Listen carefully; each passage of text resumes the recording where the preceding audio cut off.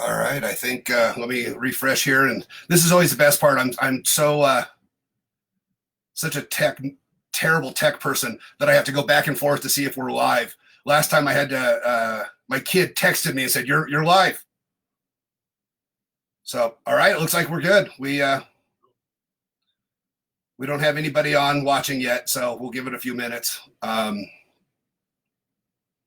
It's got about a what's online, and all right, if anybody's out there, say hi. It looks like we got a couple of viewers already. Oh, Soydon's on. Awesome. Hey, Soydon. Awesome. So oh, and my friend John Bentley. I've mentioned John Bentley in every show, so I get a chance to mention him again. John Bentley is one of the you'd get along. He lives in Waterford, Ireland, and he's one of my favorite people in the entire world. So we're hoping that we're going to get a chance to go out in September if the world heals itself by then. We're going to go spend a couple weeks in Ireland with John Bentley. So you're not going to want to come home. Well, we were there. We were just there a couple of years ago. And then last year we went to London for our anniversary. It was this next week last year, and John came over to London and spent a couple days with us. So all right, we're about a dozen people already. Nice. So this is a fun one for me because I get to talk with a guy that I spend a couple hours a week talking with every week anyway. A couple hours every week talking with Aiden anyway. I've plugged it as Aiden is really one of my dearest friends, and one of the longest friends I've had in Magic. We share ideas, and if you've seen my show, you've seen Aiden's influences, and if you've seen Aiden's show, I hope you see a little bit of Paul influences in it. He doesn't tell nearly as terrible jokes. He does tell jokes, but not nearly as terrible. I met Aiden, I don't know, 630 years ago, probably 640 years ago.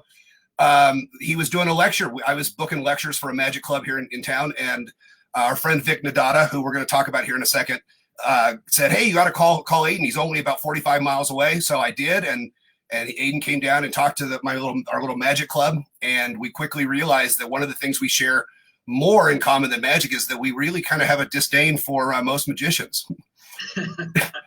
So then Aiden was working on several things. You were doing a show up in Cheyenne, Wyoming, a pretty regular show in Cheyenne, and then some bar magic at Cheyenne, and from then it's been awesome to be part of your journey. I mean, you were on America's Got Talent, and Penn and Teller Fool Us, and did a week, 4 nights a week at the Stanley Hotel for almost 5 years. Yeah. And then I got to go out. Was it 2 years ago? 2 years ago this past this month, I think 2 years ago this May, to the Queen Mary, and we pitched the show to the Queen Mary, and killed it. And they could not wait. They built you a room, and you've got a show on the Queen Mary. So Aiden, I'm so happy to have you in person as opposed to and I got to point out, I like your hair. I like the hair growing in a little bit. Yeah, this is Becca's influence. There you go. My girl had never seen me with hair, so I'm still getting used to it. So it is kind of nice not to have to shave my head every week, though. So I can't complain.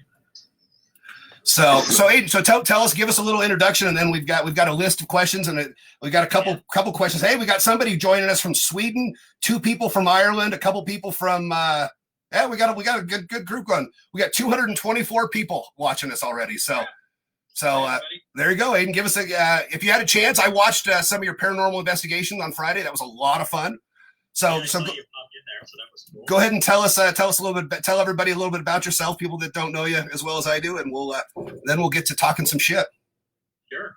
So for those I'm just meeting, I'm Aiden Sinclair. I'm the resident illusionist on board the RMS Queen Mary in Long Beach, California, and we also produce and perform in a show at the Stanley Hotel in Estes Park, Colorado. If you're not familiar, it's the Shining Hotel. Some guy named Steve apparently stayed there and got a little spooked and wrote this little story called The Shining, and therein lies the history of the Stanley, I suppose. But I've been performing a style of magic that specializes in using the techniques of spiritualism and fraud mediums, and delves into the world of the paranormal a little bit. It's a very narrative form of magic. It's not about tricks. It's about the experience that people have. And we try to create what we call a theatrical seance. It's it's basically what would happen if you could conjure a spirit and a ghost. And what would that look like? And what experiences would you have? And what would those interactions look like? The other side of my life, though, is very much into paranormal. And because I've performed in these historically haunted places for the last, 7 years now, I started having experiences that I couldn't explain. So that drove me into that idea of, well, I wonder what this stuff is. So we started doing active paranormal investigating as well. Hey, Aiden, I got to interrupt you real quick. I've got a couple messages that are asking you to turn up your sound. Absolutely. Some people are having a hard time hearing you. Sure. Let's go into settings. We've got some Portugal, some Peru. I think I owe a big thank you to my friend Giorgio for posting this.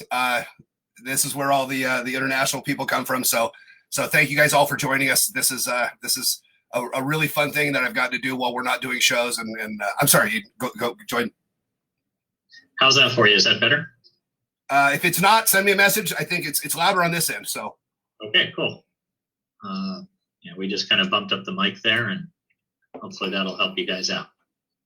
So thank you, by the way, for having me on. This is pretty cool. Absolutely.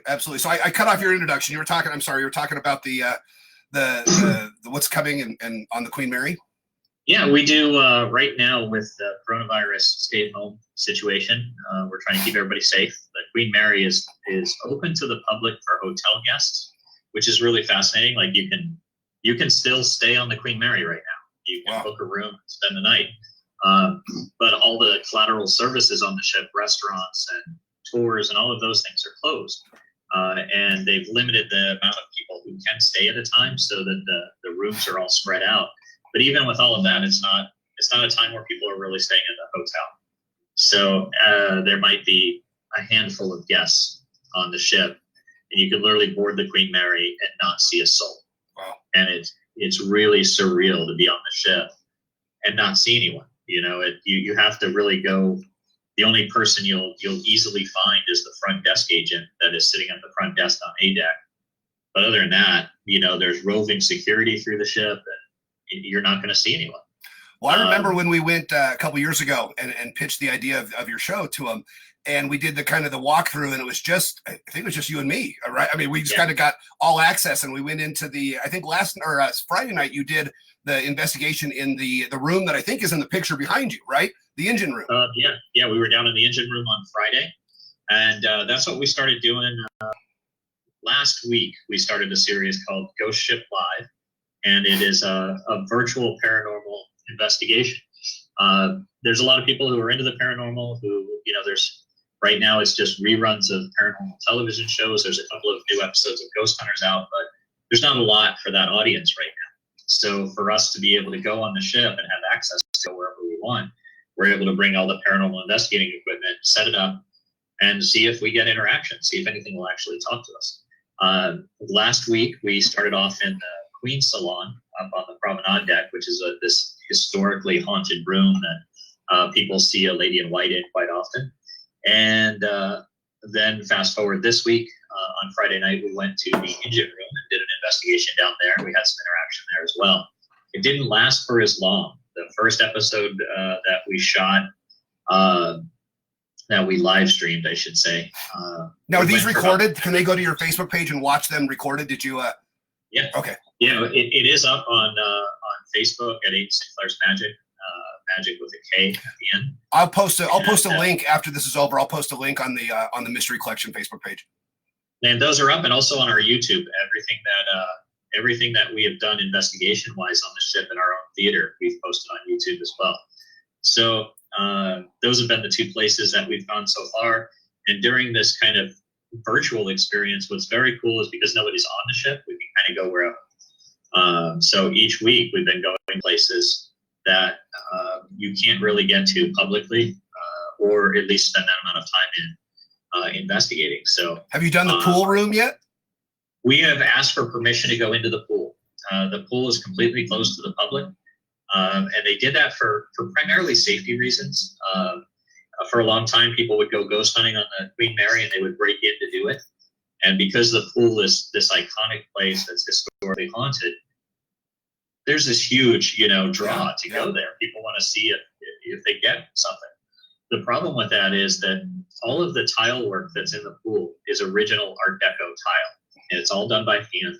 And the artisans that kind of made that don't exist anymore. Right. Like you could have reproduction, but it wouldn't be the same. And every person that walks on that tile destroys it a little bit. So they try to protect it. It's my kiddo making her weekly appearance. So, she brought me some lunch. Thanks, bud. That's a good deal. Yes. So they want to preserve the art that's in there and the tile work.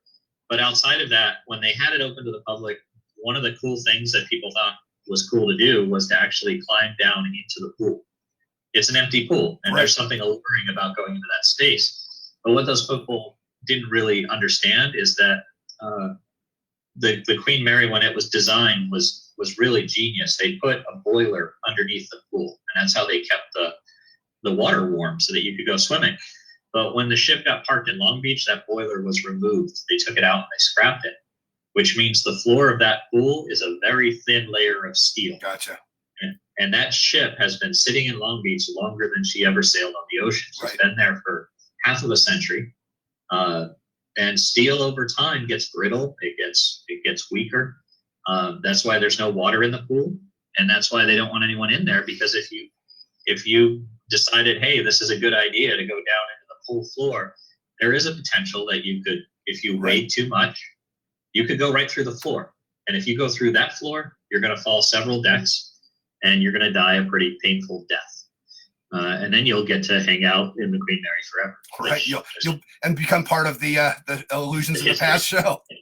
Yeah. So how did you get? I mean, you did the Stanley Hotel, and before the Stanley Hotel, you had a show called Illusions of the Past, and you toured around the country with that, and did several shows for paranormal conventions. You did several shows at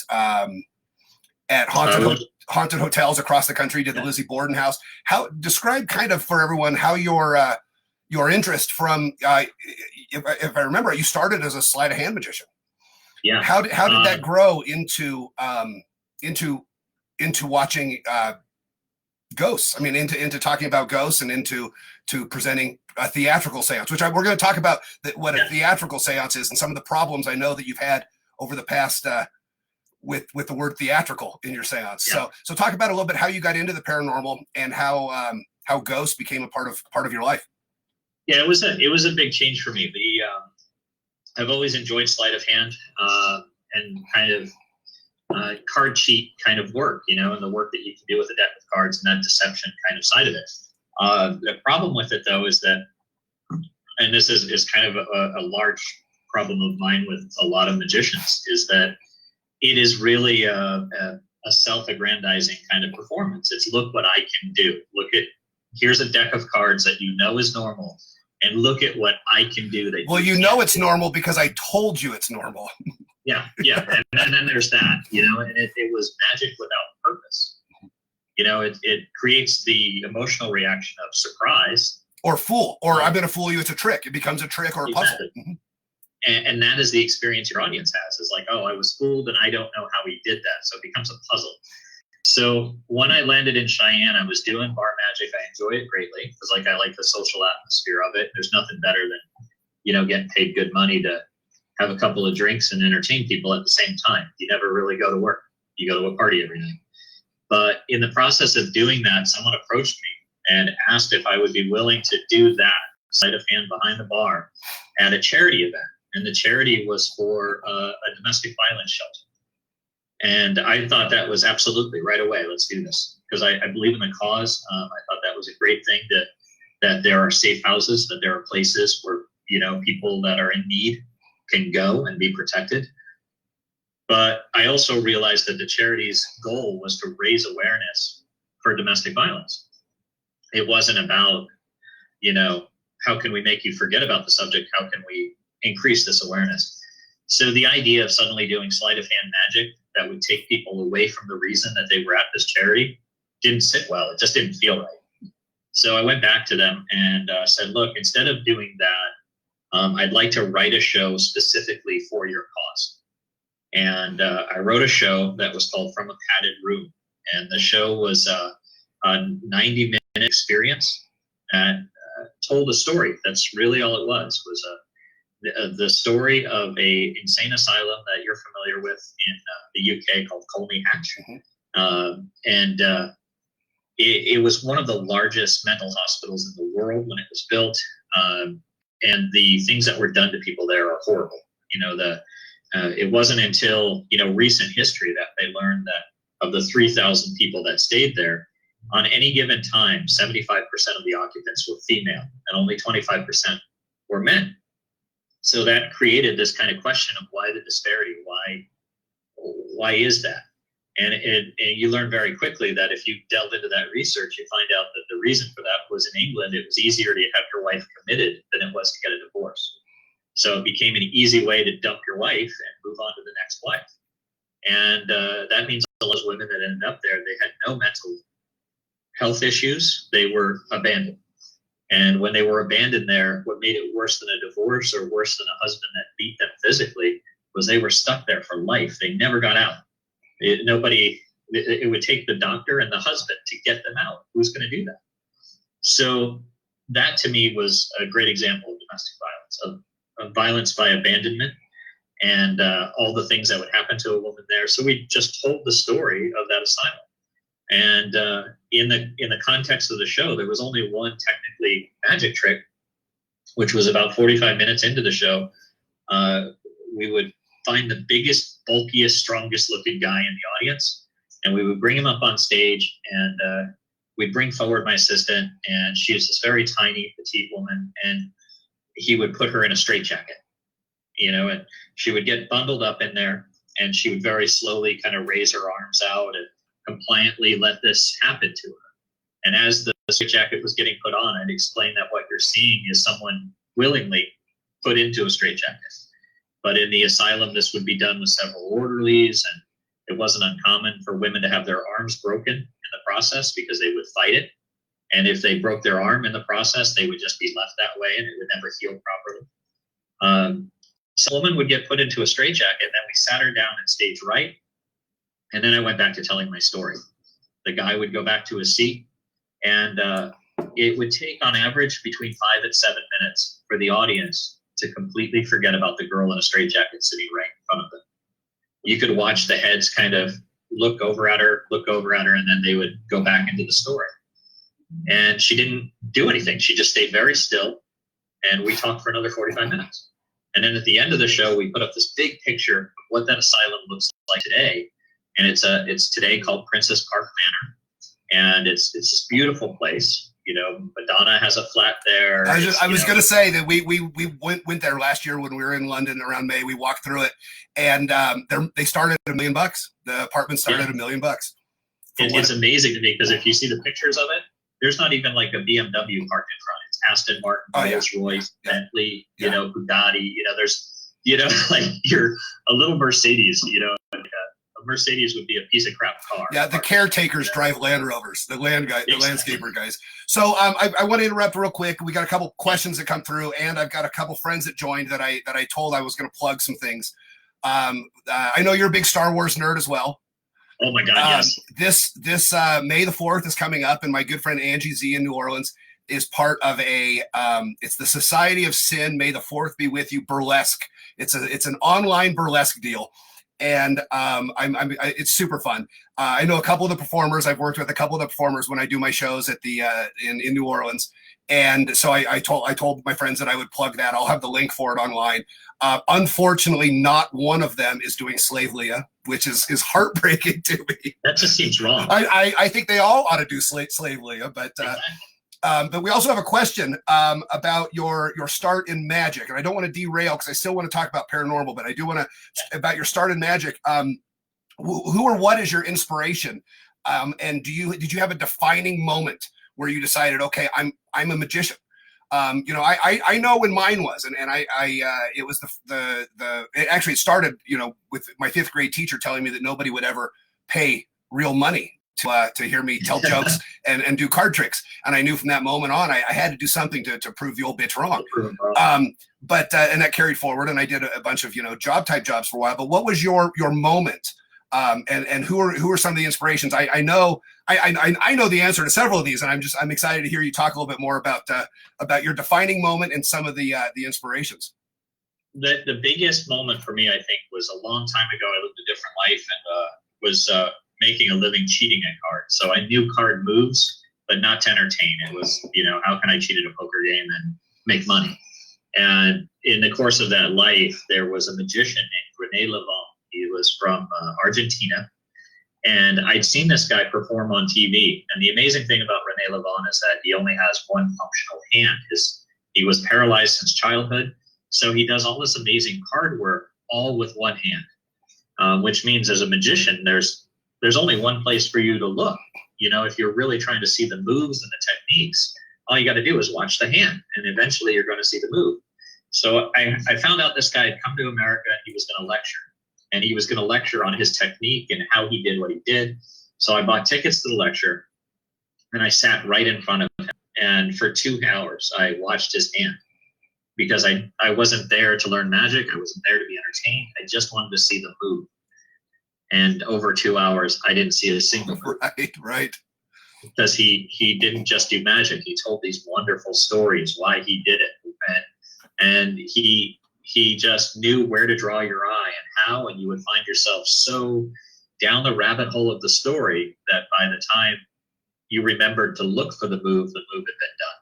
And it was magic in its purest, truest form. It didn't feel like deception. It felt like I had witnessed something magical, and that his magic wasn't there for the point of fooling somebody. It was there to provide a nuance or a punctuation to the story that he was telling.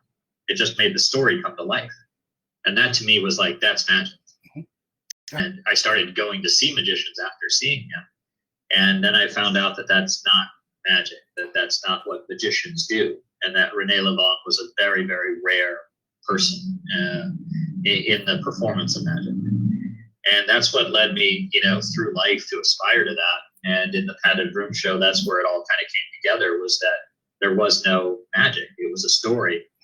And at the end of the story, when we showed Princess Park Manor, we played an emotional piece of music. And I would tell the audience, if everything I've told you over the last 2 hours is true, how come you've never heard of this place, this asylum, how can all these women be forgotten? And I would pause for a moment. I'd just let that hang in the air. And I'd look at the audience. I'd say, ladies and gentlemen, to answer that question, I would ask you, how many of you have forgotten the girl in the straitjacket sitting right in front of you? Right. And the first night we did this in a theater with an audience of 300. It was incredibly powerful to watch 300 heads as one all shift and all look at her at the same time. And as this music played, she stood up and she would violently force her way out of that straitjacket, throw it down, and walk out. And that in the magic world is an applause cue. You go, ta-da! Yeah, right. And then people clap. So the first night we did the show, she walks out and we did this, little bow of like, this is where you clap, and nobody clapped. It was just silent, and you could hear people weeping. And when I looked at the faces, you could see guilt, because they had done exactly what everyone had done. They forgot about her. So that was the first time performing a magical piece that it created this emotional reaction that was not, I was fooled or surprised. It was empathic. So when you see that kind of reaction performed with a piece of art, it makes it very hard to go pick a card, any card. Yep. It really trivializes a lot of what magicians do today, when you realize that you can use that art to touch people in a different way. And that's really what opened the door to me to, creating shows that were about, I think, there's certain things that elicit those emotions, and nothing does it more than death. It's the one thing that we all do. We're all going to face it. And the longer you live in this world, the more you experience it, the more we lose people. And anytime you suffer a loss, there's always that desire to say goodbye, to say the things you forgot to say, the apologies that weren't offered, and it's all on us, the living. It's our guilt, it's our regret, but there's really not a lot of outlet for it other than rage, alcohol, depression. Or in some instances, art. Some of the greatest artists and authors write and do their work based on that kind of guilt when a loved one dies and they don't get a chance to say what they wanted, they turn it into a lesson through to us all through art. So I know that you talk about several real people in your show. So you talk about several. You do the Kennedy daughter. You talk a little bit about her on the Queen Mary, the story of the, and then I know at the Stanley you talk a lot about the Stanley couple. We do. Have you? And this is where I want to get to the question, because I know we've laughed about this. We've also had really hardcore discussions about that fine line of dealing with the death of real people. I know we've both had people believe, I do a little bit of a seance show, and I talk about ghosts, and I talk about haunted relics, and the idea that the relics, the people that the people that own them, the relics store a little bit of their energies. And I know you do that as well. And I've had people ask me, so if I brought my grandpa's watch, where do you draw the line? I know we've talked about that getting a woman up on stage and talking to her dead grandpa is amazing theater. But it's also shitty. It's also where's the line to you as Aiden Sinclair? Where's the line on what is on the ethics of dealing with the paranormal and dealing with death? I think there's two things. That one is bereavement is really tricky. We strongly encourage people when they come to the show, if you have lost somebody in the last 6 months, you should probably not come to this show. And you've had people leave your show on that warning. I've been there, and I saw someone leave your show. We play that announcement at the beginning of every show, and there are some people that think it's a joke, that it's there for drama, but it's a very serious kind of like, hey, if you're grieving, this might not be the right entertainment for you. Unfortunately, we also do have people come to the show because they are grieving, and they're looking for that connection. They're looking for, I just need to talk to the person that I lost. And what I feel about it is that anytime I talk to those people, I always strongly encourage them not to seek a third party for that output, or for, it's not to disparage psychics or mediums, or, if you believe in those things, and those things can be very cathartic and real for you. As can church, and as can sewing circles, and as can clinical psychologists. It's all a matter of, to me, it's a matter of perspective and belief. And the thing that you believe in is where you find solace and support. But I also try to explain to people that if you have lost somebody, you knew that person when they were alive. So you knew them personally better than any third person possibly could. So if you have something to ask them, and let your feelings feel the answer, because the way they would answer you if they were standing in front of you is not going to be any different. If they were ashamed of you when you were alive, then they're probably still going to be ashamed of you. And that's not your baggage, that's theirs. That's their regret that they took to the grave with them, because they could have done better. If they're proud of you, they're going to be proud of you even when they're gone. Right. I find it very fascinating. The more I've spent time in haunted places, the more I've kind of opened up to the paranormal, and the more I've kind of become invested in it, in the sense of belief. We did an investigation on the Queen Mary one night, and it was so consistent. Like, things would happen almost all the time. We get interactions, the equipment goes off, and it's not through techniques of magic. It happens, which is cool. One night though, nothing happened. Absolutely nothing paranormal happened. And for a lot of paranormal investigators, that's the norm. And that's what we'd always go into investigations expecting, was nothing, and maybe we'd capture a little something. But the more we've done it, the more active it's gotten. Well, one night, nothing happens. And it doesn't hit me until the end of the night that there is a mother and daughter at the investigation. And the daughter was like 16 and was really into like ghost hunters and ghost adventures. And she was all about it. But they were both Hispanic, and mom was terrified. She spent the entire evening just doing this with her jewelry, just fingering it, playing with it. And it wasn't until the end of the night that I went up and I talked to her, and that she stopped. When it was all over, that's when she let go of her necklace. And when she let go, it was the first time I actually saw it. And the whole night she was fondling a cross and a medallion of St. Michael. So I asked her, "Are you afraid of ghosts?" And she was like, "Oh yeah, yes, ghosts are very bad. I don't like this." So to me, the night that nothing happened, I have this woman that spent the entire night mentally praying to Saint Michael to keep the ghosts away. Yep. Ta-da. So did something happen? Yep. You know what I mean? It's just right. So the night that nothing happened to me is a very powerful night that maybe something really did happen, and that her faith was enough to create this little bubble to protect everyone. Yeah. That made everything else go, oh, nothing's gonna happen tonight. It's fascinating stuff. So I apologize for keep looking over to my left. I'm looking at the questions on another screen.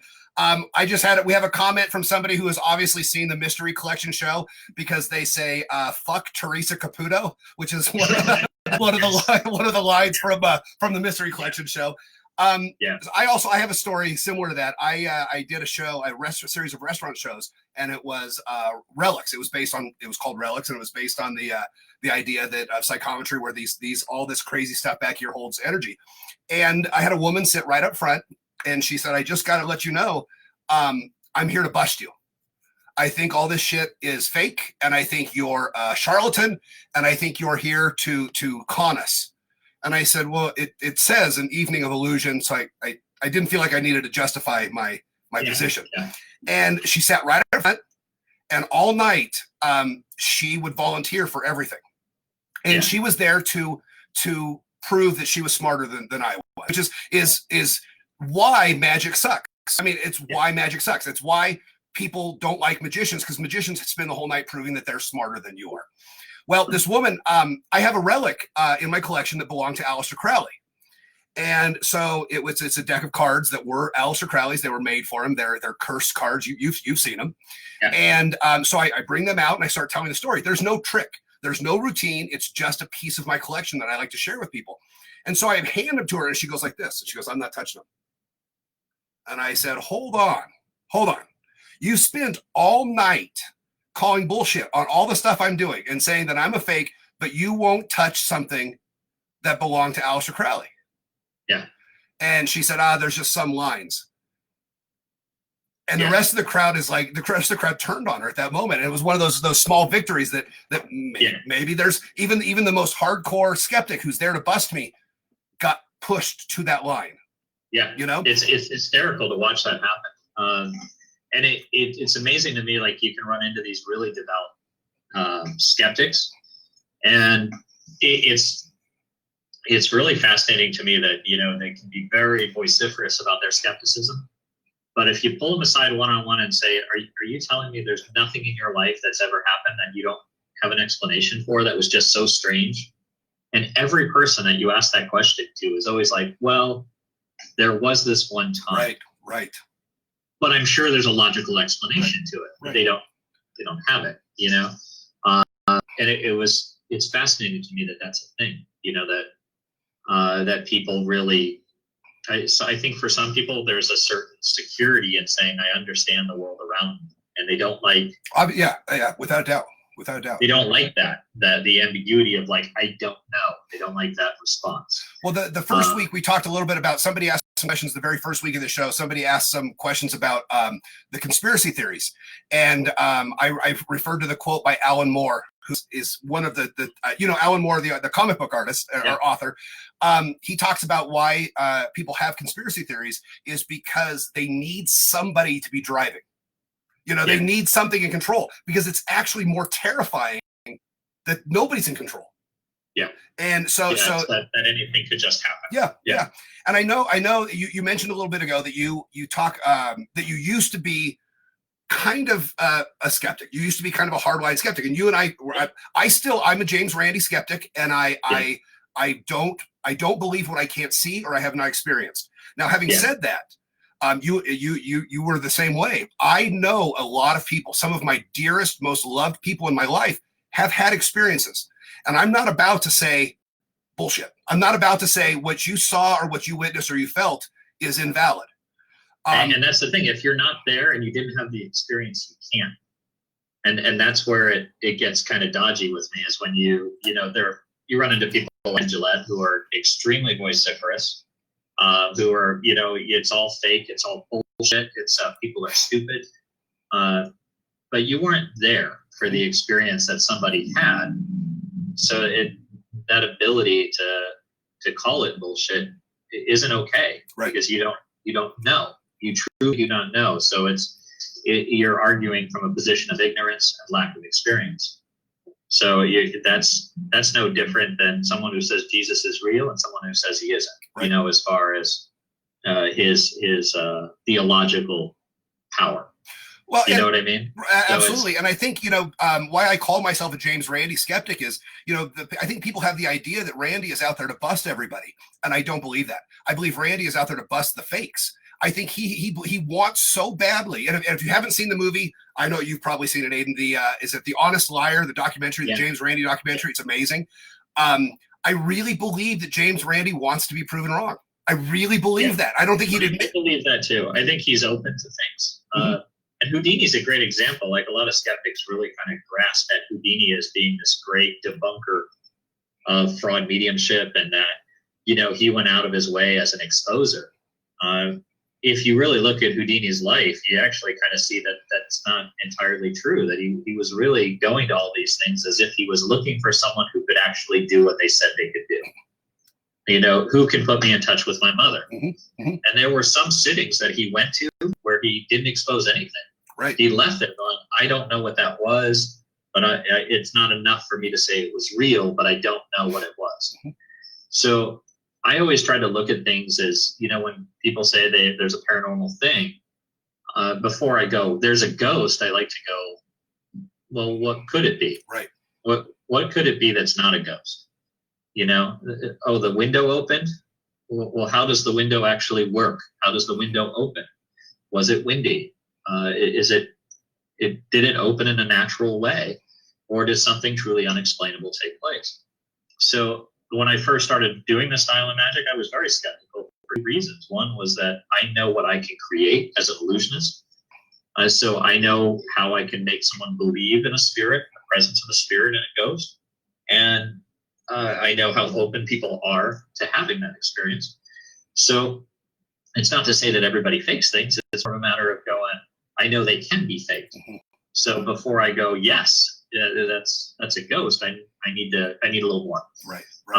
I mean, when Peter Popoff is out making millions of dollars a year using the methods he learned from watching Chevy Chase in Fletch 2, I mean, I think it's kind of our responsibility as performers that do this for theater and do this as art.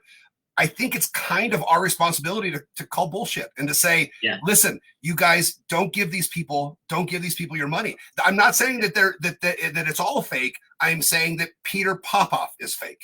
I'm saying and Teresa Caputo and Teresa Caputo. No, exactly.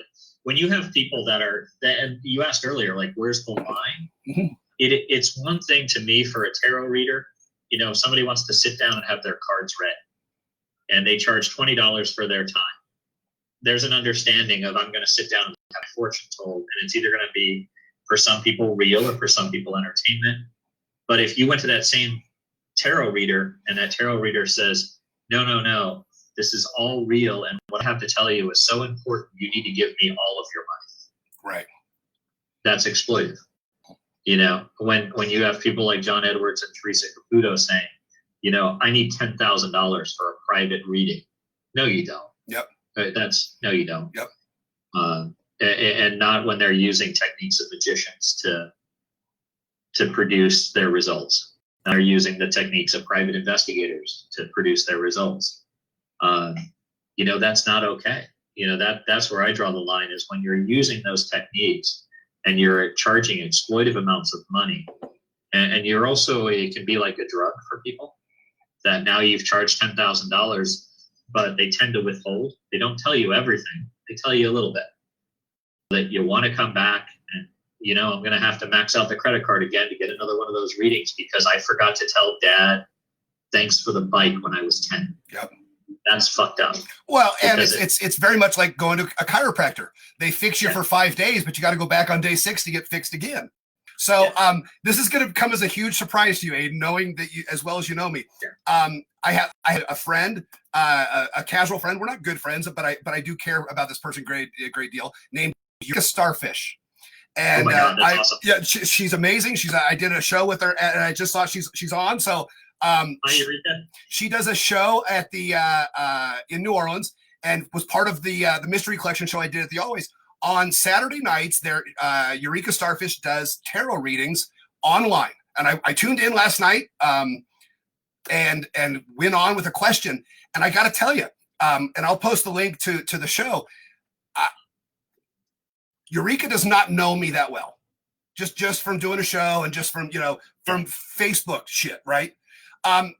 In the post or in the reading, talk a little bit about some things that really mean a lot to me. I mean, some things that I'm sure everybody likes to help out other people, and everybody likes to do nice things for other people. But she hit some real points, and what pisses me off about it. That's what pisses me off about it. It's like, come on, there's how many cards in a tarot deck, and you don't know me that well. You didn't know I was going to be on. You didn't know, So I'm not going to say bullshit, but I am going to say Saturday nights, watch Eureka Starfish tarot readings. I'm going to try to be on in the next couple of weeks with her, and I'm going to send some mystery collection shirts. So I'll post the link in the mystery collection Facebook page. But it's one of those things where it when I started this journey into the paranormal as it is, I was the pendulette. I was going to say this is bullshit, and I ruined our friend Bill. You know our friend Bill. His grandpa, when he was a kid, Bill's grandpa did table tipping. And everybody was in. Everybody was in. And when Bill told me the story, I'm like, well, I got 3 books on my shelf that tell you how to do that. Now I feel terrible that I ruined that. I feel terrible. I'm sure it's made Bill way more skeptical than he used to be. Well, and the problem is there's that moment that you learn that Santa Claus doesn't exist. Yeah. And that's when life gets shitty. Sure, it's probably better for you as a maturing, growing, sophisticated, intelligent adult, but it takes away a little bit of that hope and a little bit of that maybe there's something. I don't know. I go back and forth on it, and I know we know a lot of the same people that have had these experiences that you can't call bullshit. I can't call bullshit. I love them and I care about them enough to believe that they had that experience. I'm not. It's not my experience. I've been reading tarot cards now for probably a decade. Okay. And the thing that got me into tarot was that somebody handed me a tarot deck. It was gifted to me. And I immediately looked at it as like, what cool magic tricks could I do with these cards? Bill messaged and he said, it's okay. His therapist almost has him through it. That's awesome. I cracked up that I took a deck of tarot cards and immediately shuffled them 3 times and cut them 3 times. And then I turned over the top card and it was the Fool. And I was like, oh, that's cool. And then I deliberately threw the Fool back in the center of the deck. And then I shuffled 3 times. I cut 3 times, and I turned over the top card, and it was back. Yeah. Without using any sleight of hand, no techniques of magic that I know. It happened 9 times in a row. The math of that is ridiculous. And this was me knowing nothing about tarot at the time. So I was like, this is weird. And at that moment, that's when I went and pulled a book off the shelf. And I was like, I wonder what this Fool card means. Right. And the description is me. There was so much in the description that defines who I am as a human, the life that I've lived. And that got me into learning more about ritual magic and reading some of Crowley's work and books that were written on Wicca and paganism and Odinism.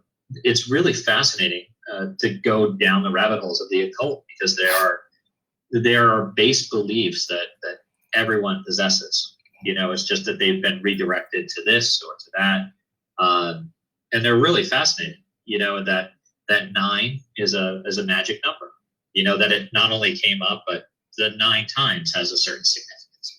So all of those things have meaning to me, So I started off as this hardline skeptic, and then now I'm like, yeah, maybe St. Michael came to our room one night and kept a lady safe. I'm okay with that, Right.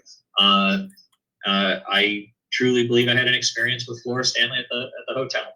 Something happened at the Stanley Hotel that I, to this day, cannot explain. And it was deeply emotional and powerful. And there is one particular room that every time I perform in that room, something happens. Anytime I perform in the music room, something has happened. Lights flicker. And a lot of people are like, I had a skeptic. So, well, it was probably just really old wiring.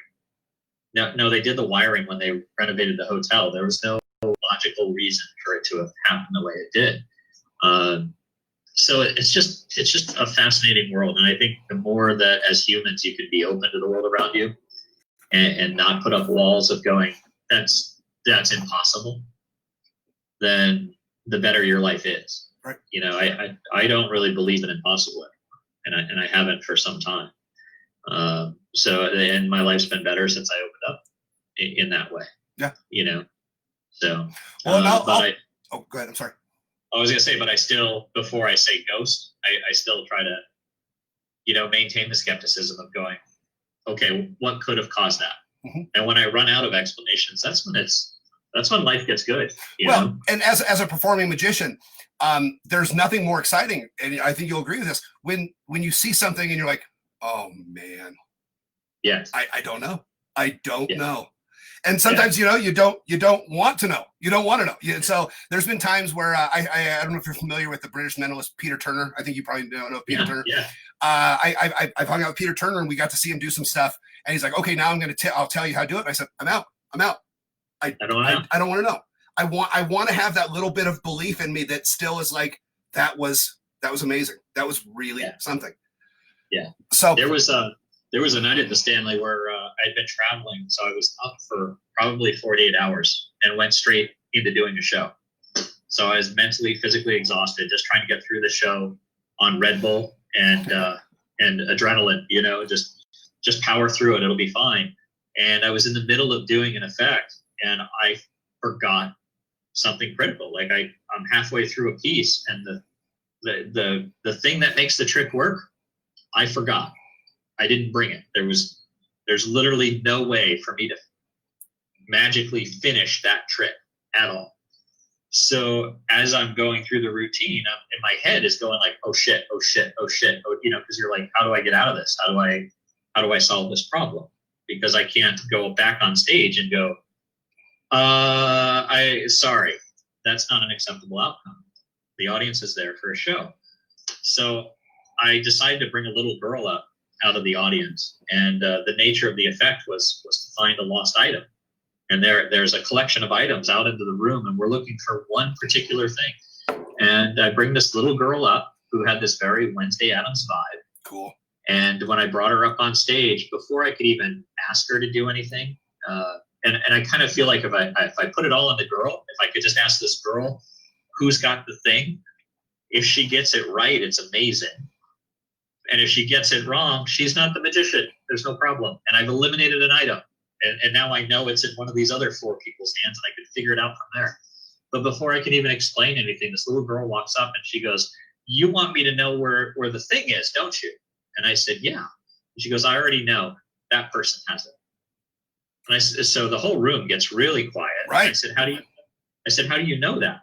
And she goes, the ghost of the little girl told me. Oh, perfect. And the whole room gets even more quiet. Right. And I said, the ghost of the little girl. And she goes, yeah, there's a little girl. She's been sitting on the floor right next to me for your whole show. She's still sitting right there. And she's just totally deadpan, and honest as a child is, She doesn't have a and everybody looks at her seat. Mom and dad are like, what the fuck is going on? And what is she talking about? So I look at this woman that she pointed to and I said, do you have the thing? And she opens up her hand and there it is. It's there. I got nothing. Yeah. I got no explanation for that, and, if Penn Jillette saw it, he'd be like, well, that was a good coincidence. Right. Yeah, it maybe, maybe, right. Or maybe that little girl saw something that nobody else can see. I don't fucking know. And that's what I know is that it makes a great effect. I think that's the important part, Aiden, of being a I don't know what the word would be, but about being open to things is that you don't. I mean, how many people do I have tons of people in my life that they know fucking everything. Yeah. And they have an answer for everything. And there is nothing to me more satisfying than saying, I don't. Teach me. Yeah. I don't know. I want to see it. Let me learn. Let me learn this. I don't know. And when you have an answer for everything, it closes so many doors. It closes so many doors. And I'll tell this story some other time. It's a long one. I grew up hardcore Catholic. I grew up and I went through confirmation and catechism and all that stuff. And into college, I led the local Catholic Church youth group, and I took a bunch of kids to meet the Pope, and we met the Pope, and we did all this stuff, and I the whole time I just felt this hole. And I kept saying, I need to fill this hole. I need to fill this hole. I need to fill this hole. And it wasn't until I actually was at the Vatican that I decided, I don't know everything. I don't know.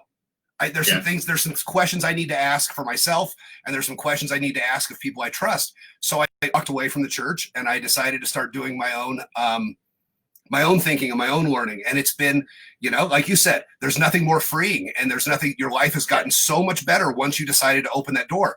And once I decided to open the door and start exploring religion on my own is when I started the idea that, and the advantage I have over most Christians is that I've read that book. I've read it 3 times, it's a book club. I now think that it's a book club for people that don't read books. Yeah. And, but that being said, my door's not closed, and I live a very good life. I'm fair to people. I lie to people. I don't cheat people. I don't steal from people. So I'm actually a better Christian than a lot of Christians. Yeah. So but you don't do any of those things because the book told you not to. You just, you don't do those things. That's where I have a hard time. Right. I grew up the same way, like devoutly Catholic, and, at a certain point, for me, the dogma kind of fell apart. Yeah. I don't need a list of rules to tell me not to kill somebody. Right. What's the Penn Jillette quote? What keeps you from killing and raping people? He goes, I kill and rape as many people as I do, which is 0. Exactly. Exactly. So that's funny that you bring that up, because a couple weeks ago I had Calvin Von Crush on from the Occult Collector, and Calvin is, I love that guy. I think Calvin and I are probably brothers somewhere along in the past lives, in the past the history of soulmates. I think Calvin and I are probably been friends before, but Calvin grew up a hardcore Catholic as well, and he believes that is what makes him a collector of relics. And that's funny that you say that, because the Catholic idea of a relic is, all the altars have relics, and they keep fingers, and they keep bones, and they keep teeth and eyeballs, and they keep some amazing stuff.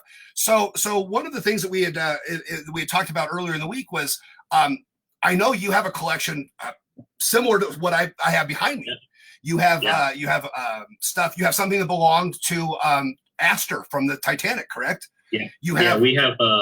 We have several items that were on the Titanic that belong to survivors that were either carried off of the ship or were recovered. We have one thing that was recovered from the wreck site, and that collection has grown over the years. When I first met you, I was selling cars and trying to do a magic gig wherever I could, and my entire show would fit in a suitcase that would fit in an overhead compartment on a plane. And anytime I wanted to do a new show, then something had to come out of that case and get sold so that we could buy a new artifact to display and design a show around. And we've been very fortunate that we've been able to grow beyond that, that while we do have this very substantial collection, and it's grown, no longer because we went out and bought things, but now we're in this position where people bring us stuff all the time. Right. It's a couple of times a year, someone will show up at a show with some creepy thing and say, get this out of my house. Or, absolutely. And this does this in my house. Or I've performed at a haunted location, and they have said, would you like to take a piece of this back to your museum? So when you come into our lounge at the Queen Mary now, there in that collection, there are pieces from the Stanley Hotel. There's literally chunks of the wall that were blown out of the hotel in 1911. There's an original room key from the room that got blown up. There is tile and wallpaper and chunks of wall from the Winchester Mystery House. So we have this massive collection of historically haunted and historically iconic things that were owned all by real people. Mm-hmm. And you you can't handle that stuff without feeling their presence. Absolutely. You know? Absolutely.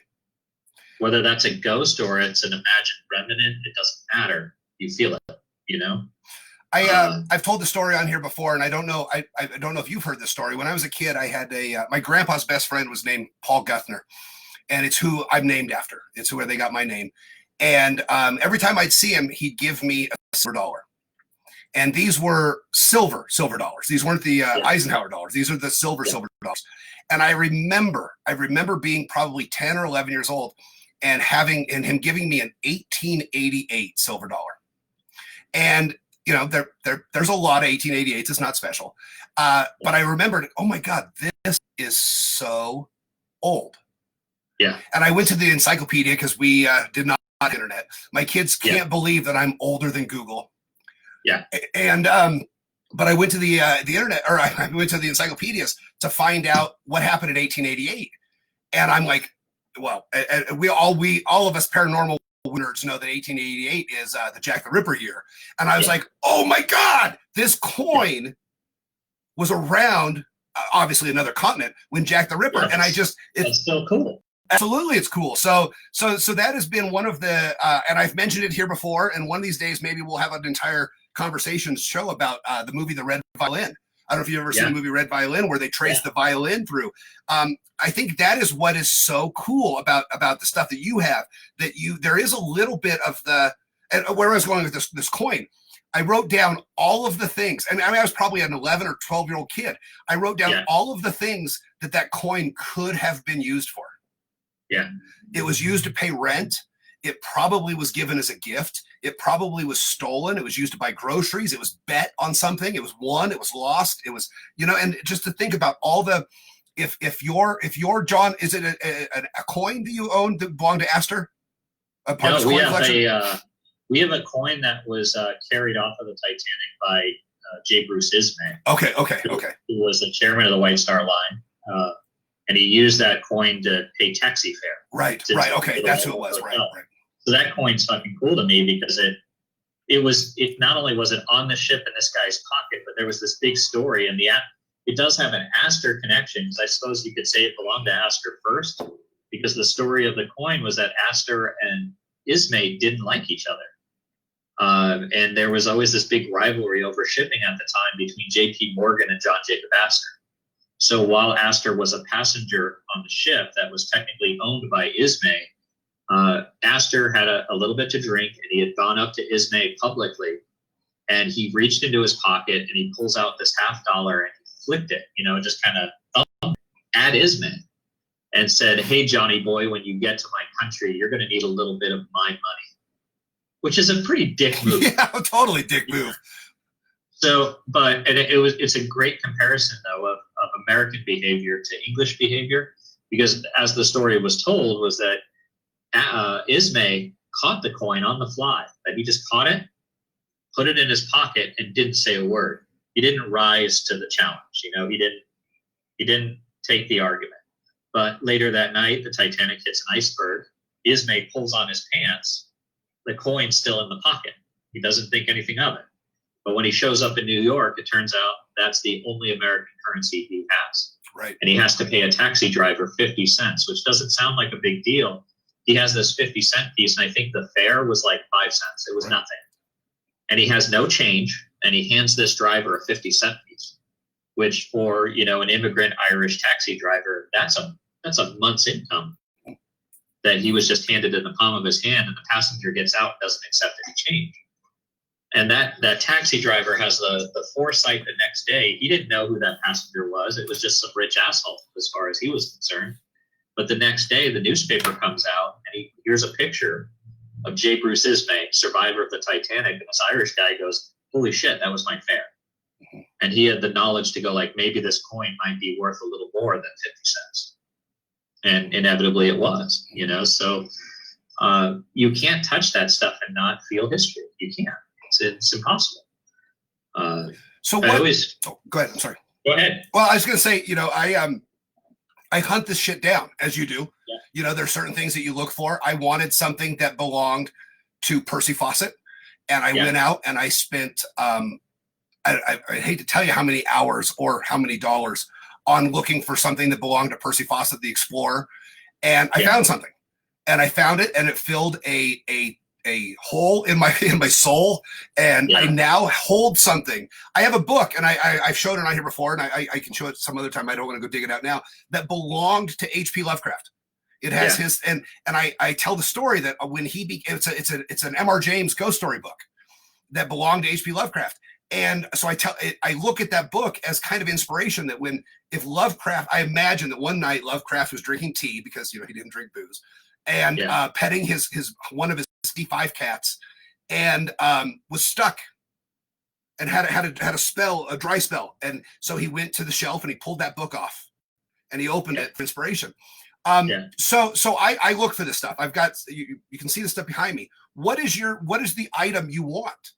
I asked Calvin this story, and he had a list of things that he'd thought about every day. Right. What are some of the things that you want in your collection?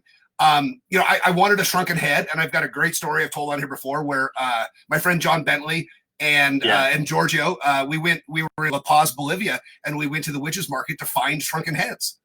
And it did not work out as well as we had hoped, but it's still, we did it for the story. So that's something I think I want, is a real shrunken head. I don't know.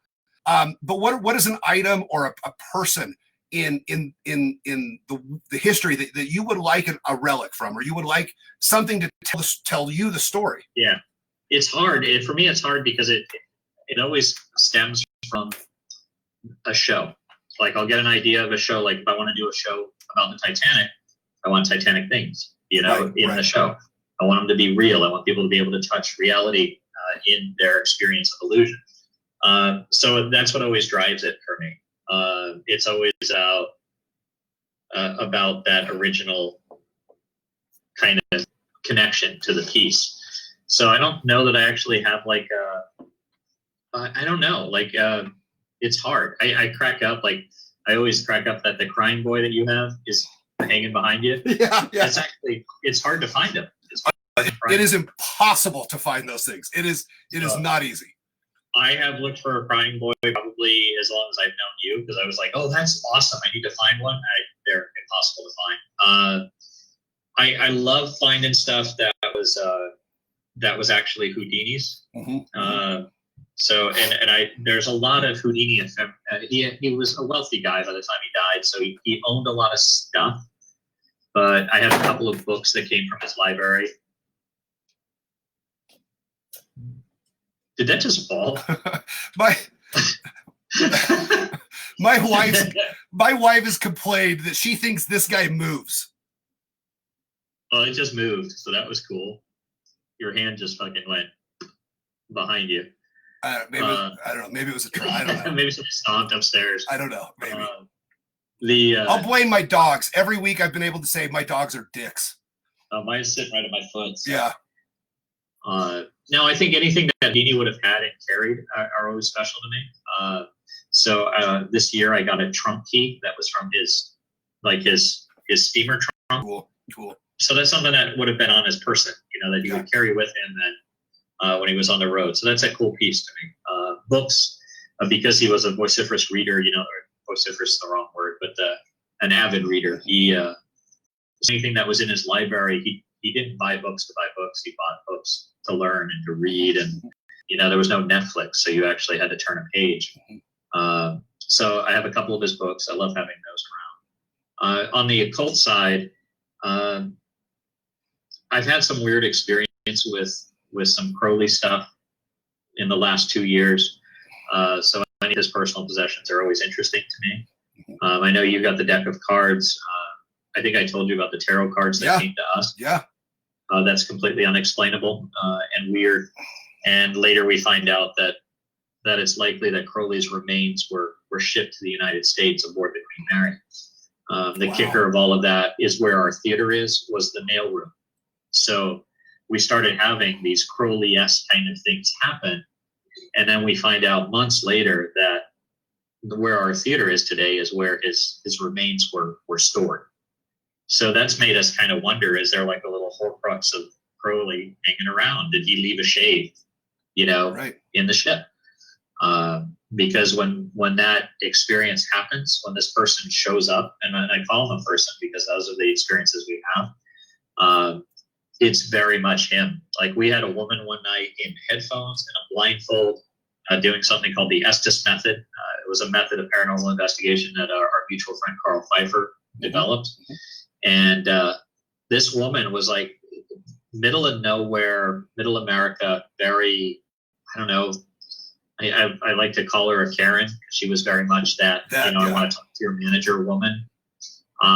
Someone who is very religious and has no exposure to the occult at all. In this system, she quoted Aleister Crowley text, something that he wrote in a ritual, something that she has never heard before, has never had any experience with. And while that happens, we had a data logger running in the room, and that records the temperature. It was 62 degrees in the room. And while she says this, the numbers on the data logger changed to 66.6. That's fucking weird. It doesn't matter if you don't believe in ghosts. If you know the things that the two of us know and go and you watch that happen, it's weird. Well, I'm such a nerd for that. I save receipts if it comes out to $6.66. I save receipts. Awesome. I do. Awesome. And I think you saw my post a couple weeks ago. My kid went from a B to a D in history, which pisses me off. Master's degree in history. That pisses me off that my kid has a D in fucking history. And I've said to her, I sat her down and I said, she's 14. And I sat her down and I said, this is unacceptable. 3 weeks ago, you had a B and now you have a D. And she holds it up and she says, but Dad, it's a 66.6. So I thought you'd think that was cool. And really, how can I argue with that? Right. So real quick, I want to do a shout out. We just had a friend join us. Our friend Zeke Powers joined us. Zeke from the City of Lights. The City of Lights, Zeke Powers. So we give a shout out to Zeke. I do want to give a couple things that I've gotten sidetracked. I want to mention another friend of ours that we both know and love. Our friend Vic Nadada is a big part. Okay. I know I posted on Facebook yesterday what a big part of the mystery collection Vic has been, both as a friend, as a consultant, and as a manufacturer. I mean, as a prop maker. Vic has a new project out, and I know you've read about it, but I don't know if you've seen it. I want to give Vic a plug. Vic is without a doubt, and I think you'll agree, Vic is without a doubt one of the most talented artists that we know. Oh, absolutely. Vic has a new product out, and you can find it at the book publisher Cemetery Dance. Now, Cemetery Dance is not some little publisher. They publish signed limited editions from Stephen King, from Clive Barker, from Ray Bradbury, some of the big names in that field. So Vic has manufactured and reprinted what is a first U.S. edition of Dracula. He has spent a ridiculous amount of time aging these books, and they're calling them artist reproductions. I'm lucky enough to have been part of this since day one. So this is number one in the collection. That's and awesome. So what he does, what's really cool, and this isn't a commercial. Vic doesn't know I'm doing this. I land, so I'm going to show you. He includes with every book, and this was my contribution, and you'll know where this comes from. That is dirt from Castle Dracul in Romania. That's awesome. He got online and bought it, and each one comes with the cross and the dirt. So if you're into this kind of stuff, go to Cemetery Dance and look up or Gemini Artifacts is the other one where you'll get the link to it. I just wanted to give Vic a shout out and let everybody know that Vic is we got some somebody else says Vic is the best. So he is the best. So I hope Vic is watching and he knows that I gave him a shout out on the book. It's unbelievable. You would believe that you are sitting down and reading a first edition copy of Dracula. A couple other ones I want to shout out to real quick or give a plug. It looks like the Black Monarch, my deal with the Black Monarch is going to happen later in the summer. I think they're hoping to open for business in July, in the beginning of July, maybe mid-June. If you go to the Black Monarch on Facebook or the Black Monarch on their website, they're offering now through May 15th. If you mention the mystery collection, if you buy $100 worth of gift cards, you get $200 credit. and those can be used on the mystery collection weekends. So I told Adam at Black Monarch I'd mentioned that. Also, I've got a friend out there that I just want to give a shout out to. My friend Ryan Roth. I'm thinking about you, buddy, and I hope you're doing all right. And also, I don't have a show next weekend. I'm going to get through all these shit real quick so we can get back to talking ghosts. I don't have a show next weekend. We're not going to do this, but the next weekend we're going on. Rolando Santos is my guest, and Rolando is he's the Dos Equis guy. He's the most interesting man in the world. Rolando was the CNN bureau chief or president of CNN South America for 20 some years. He saw history in the making in South America. Everything that happened that CNN reported on South America went through Rolando. Rolando was served as president of the International Brotherhood of Magicians, the world's largest magic magicians organization. And Rolando's grandpa was personal friends and then charged with hunting down and killing. And he's going to correct me because I don't know if the story is the same as I repeat it. His grandpa had a firsthand connection to Pancho Villa. And when you hear somebody say something like that, you don't shy away from asking more questions. So Rolando's going to be on with me, not next weekend, but the following weekend. And then we're booked through mid-June. So we've got a lot of fun people coming on. I don't know if I've told you this story, Aiden. The great Ludini and I were in Las Vegas several years ago, and we were watching a lecture with Luber Fielder. Do you know Luber Fielder? Yeah. And Luber Fielder, and this is why it's so important for me to get to hear these stories from Rolando. And being a storyteller, you'll understand why this is such a cool story. So Lou and I are watching Luber Fielder, who he had to been late 80s at the time, and he's since passed on. And he was being interviewed by, and I wish I could remember the guy's name, Mark Satacucci, or he's a castle magician, isn't he, Mark? Anyway, I don't know the name. Anyway, he's being interviewed by him, and so he says to Luber, he says, "So Luber, you're famous for inventing small little hand like miniature tricks. Where did you get the start in doing that?" And Luber Fielder says, "Well, when I was a kid, I was always fidgeting with stuff, and I'd always grab stuff and I'd play with it and I'd move stuff around, and I was working on a pencil deal, and I was making little props at my desk one day, and I got in trouble." And Luber grew up in Poland, and he says, so one day we had a guest speaker, and the teacher made me clear off my desk and made me enter the if you need to go, Aiden, take a break. I'll tell this. Let me finish the story real quick, and then I'll do some more promoting and some other stuff. So awesome, cool. Sorry about that. No. So Luber Fielder. So his teacher made him clear out his desk because they were having a guest speaker, and this teacher made him clear out everything of his desk and clear his desk and put his hands like this on the desk. And Luber's telling the story, and he said, so the guest speaker came in with a bunch of army people, like military dressed people. The guest speaker was Adolf Hitler. Holy crap. Right. So all of us in the audience this guy saw Adolf Hitler speak. And I swear to God, I swear to you, Aiden, Mark, whatever his name is, the interviewer says, "Oh, well, that's fine, Luber, but let's get back to the pencil routine you were working on." And Lou, and if you've seen a mystery collection show, you know how much the great Ludini means to me. My favorite person in the world. Lou looks at me and he goes, "Are you fucking kidding me?" And the whole audience says, "We don't want to hear about the fucking pencil." Well, This guy about eating Hitler. This kid was in elementary school and told, under punishment of probably a beating, keep his hands flat on the desk, so he had to pay attention to Adolf Hitler. Holy crap. So when I heard that story, it's been 6 or 7 years, probably, maybe longer than that. When I heard that story, if you have a chance to hear firsthand or first and a half hand tales of history You got to take it. You got to take it. Yeah. And the chance that I get to talk to Rolando is going to be pretty interesting. So, Aiden, go refill your coffee, and I'll run my mouth, and you'll be right back. So, all right. So while Aiden's gone, I'm going to talk a little bit about some of the other stuff we have coming up. So, hey, Bobby Hasman just joined. Bobby is a good friend and an amazing magic thinker. Hey, Bobby, thanks for checking in. So I'm going to go to my notes here. So here's what we have coming up in the next couple of weeks on this silly little show.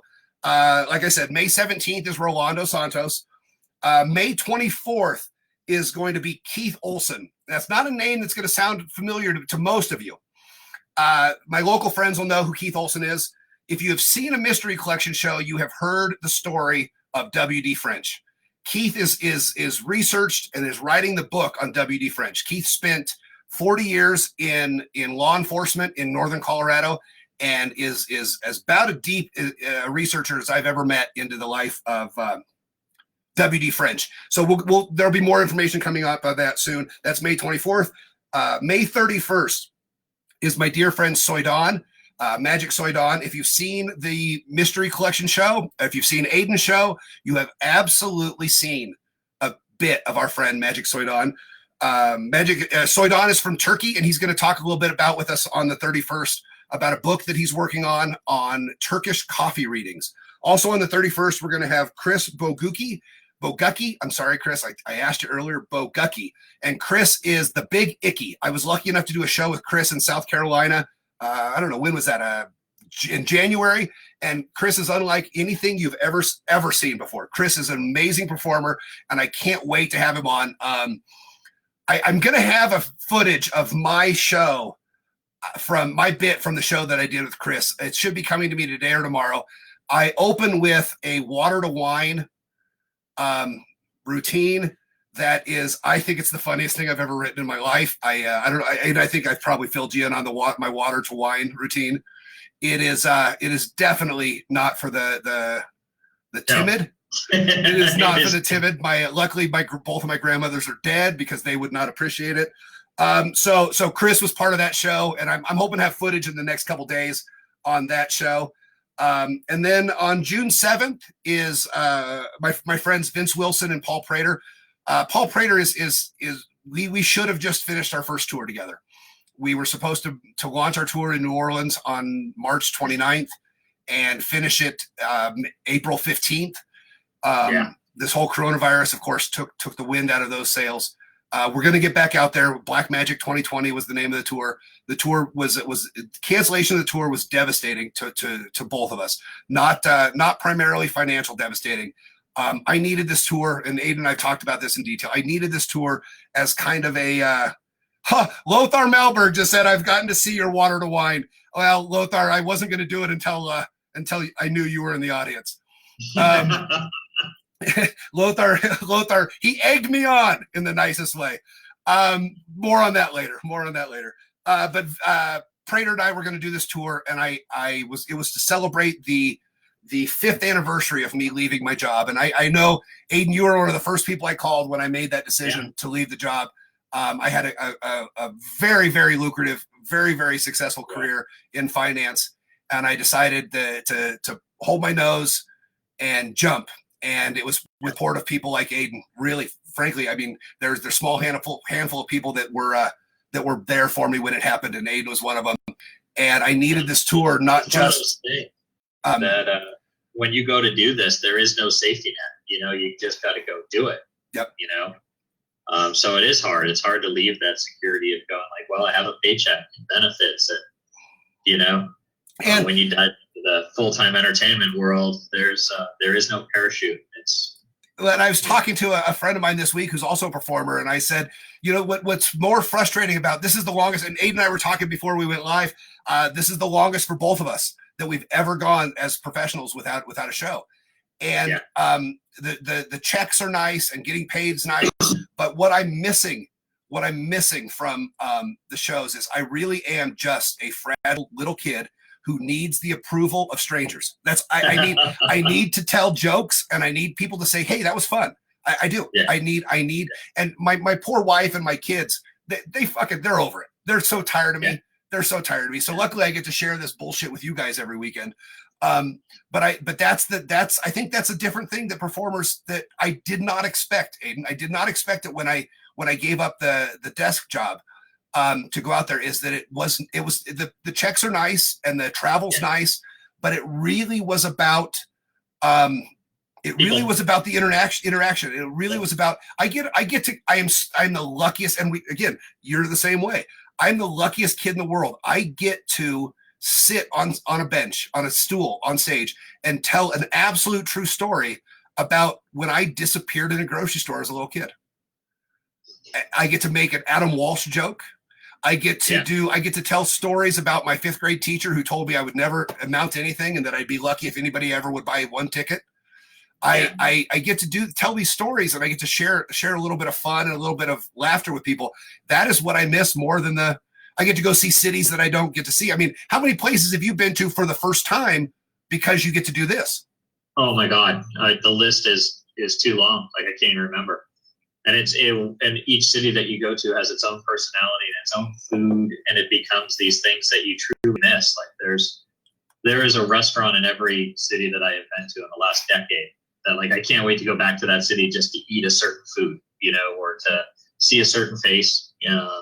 And each place you go to, that, you meet new people and they become lifelong friends. And that's what's really cool about it, is that it's the amount of friends that you gain through this is amazing.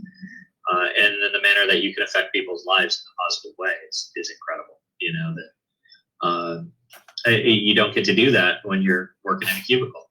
You interact with the people who come to you. You don't get to go out and, really expose yourself to things that aren't in your cubicle, in your little world. You get up, you go to work, you go home, where, in what we do, we get up, we go to work, and then the whole world comes to you.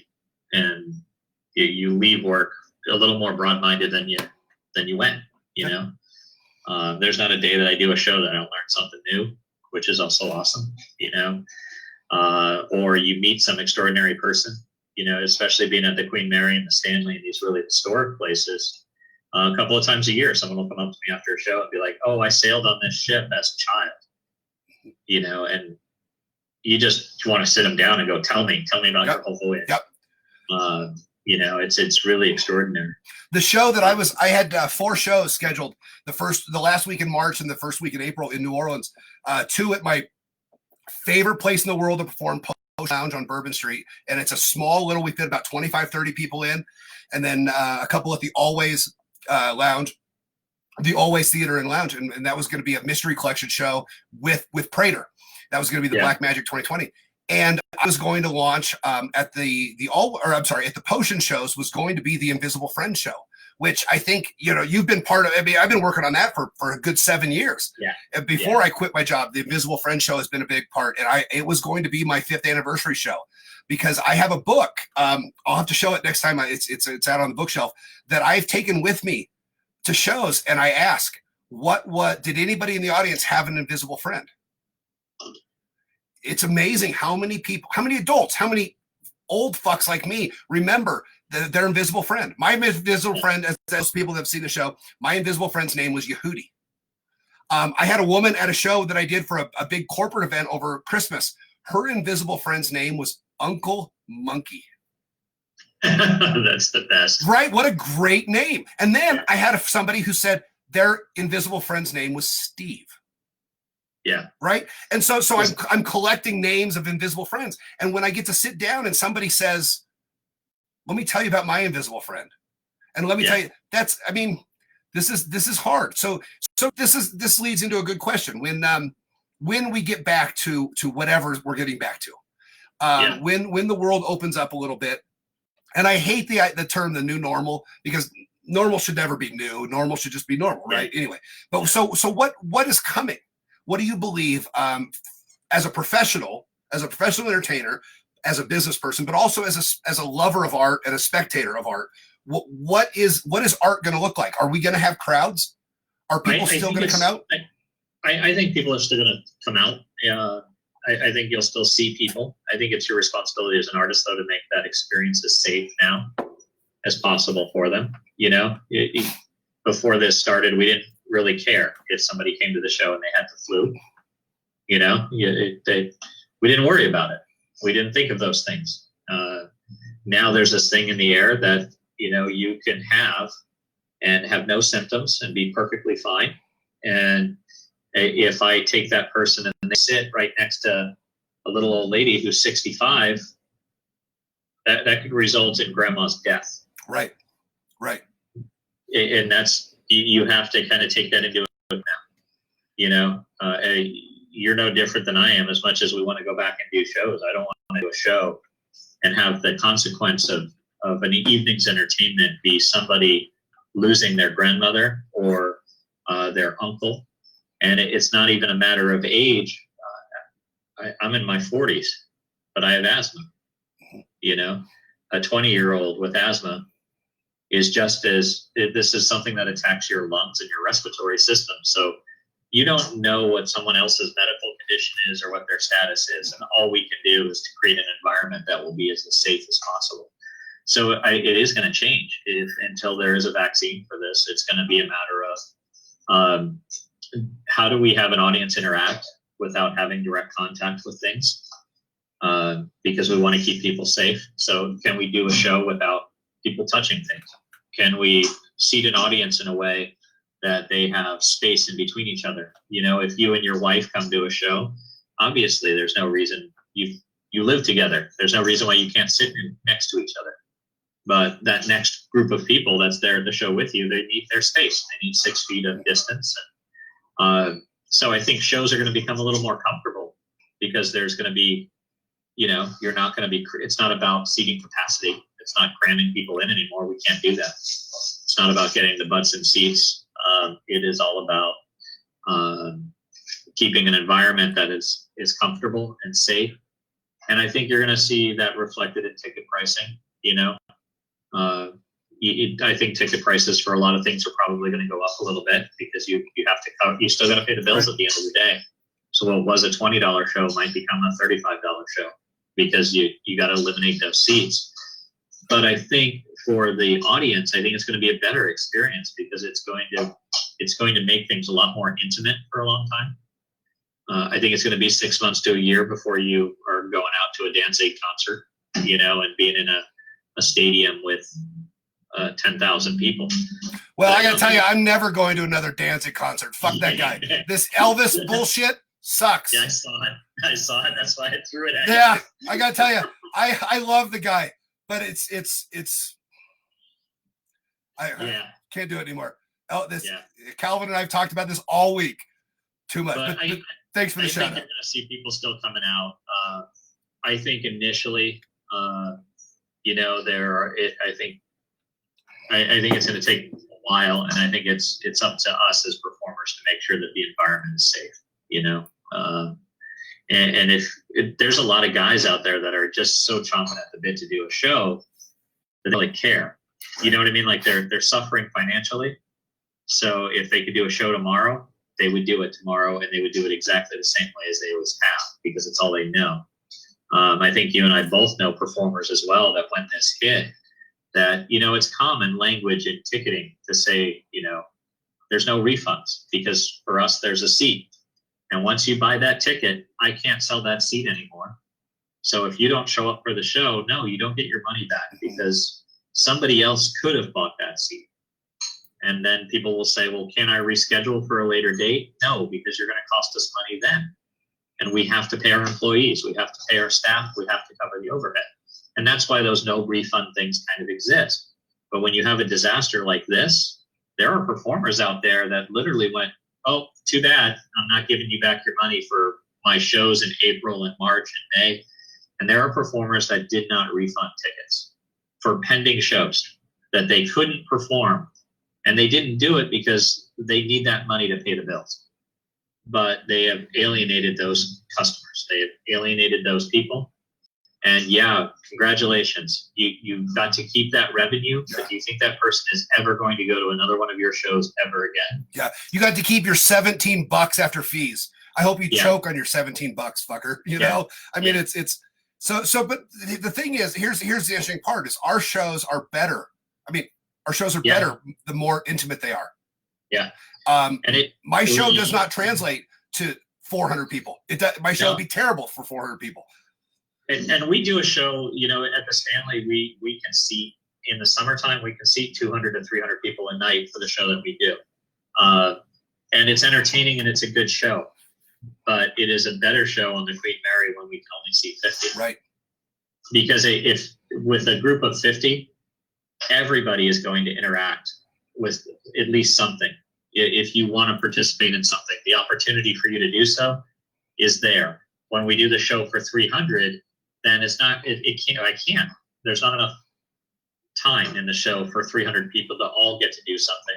But we do structure the show that if you didn't get to do something at least happened next to you, the person in front of you or behind you, that we involve enough people that it's still intimate, but it's not personal.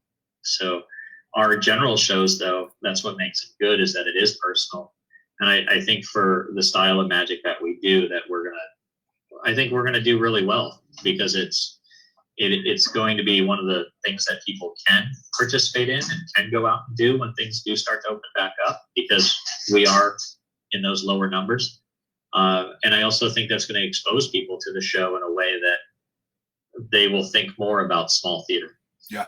You know, and they're going to go, hey, I couldn't go to that big concert, but I went to this little thing and it was amazing. So maybe I'll go to another little thing. Right. Yeah. Well, and I don't know. I'm sure it's been the same for you. I've had handfuls of offers to do where people would pay me to do a Zoom show into their house or into their group, and I've turned everyone down. It's just not. Yeah. It's not a medium. I've seen a lot of magicians kind of jump into this medium of like, well, this is how I got to do shows. I'm going to charge this much money, and it's great. And if it's working for them, great. I've seen a couple, and what I've seen has been pretty horrible, because the medium doesn't work very well. There are a couple performers that have broken a third. I think that's brilliant. Like before they've done that show, they have sent things in the mail to the participants of the show. Yep. So they have something physical in their hands, and some really amazing magic has happened that way.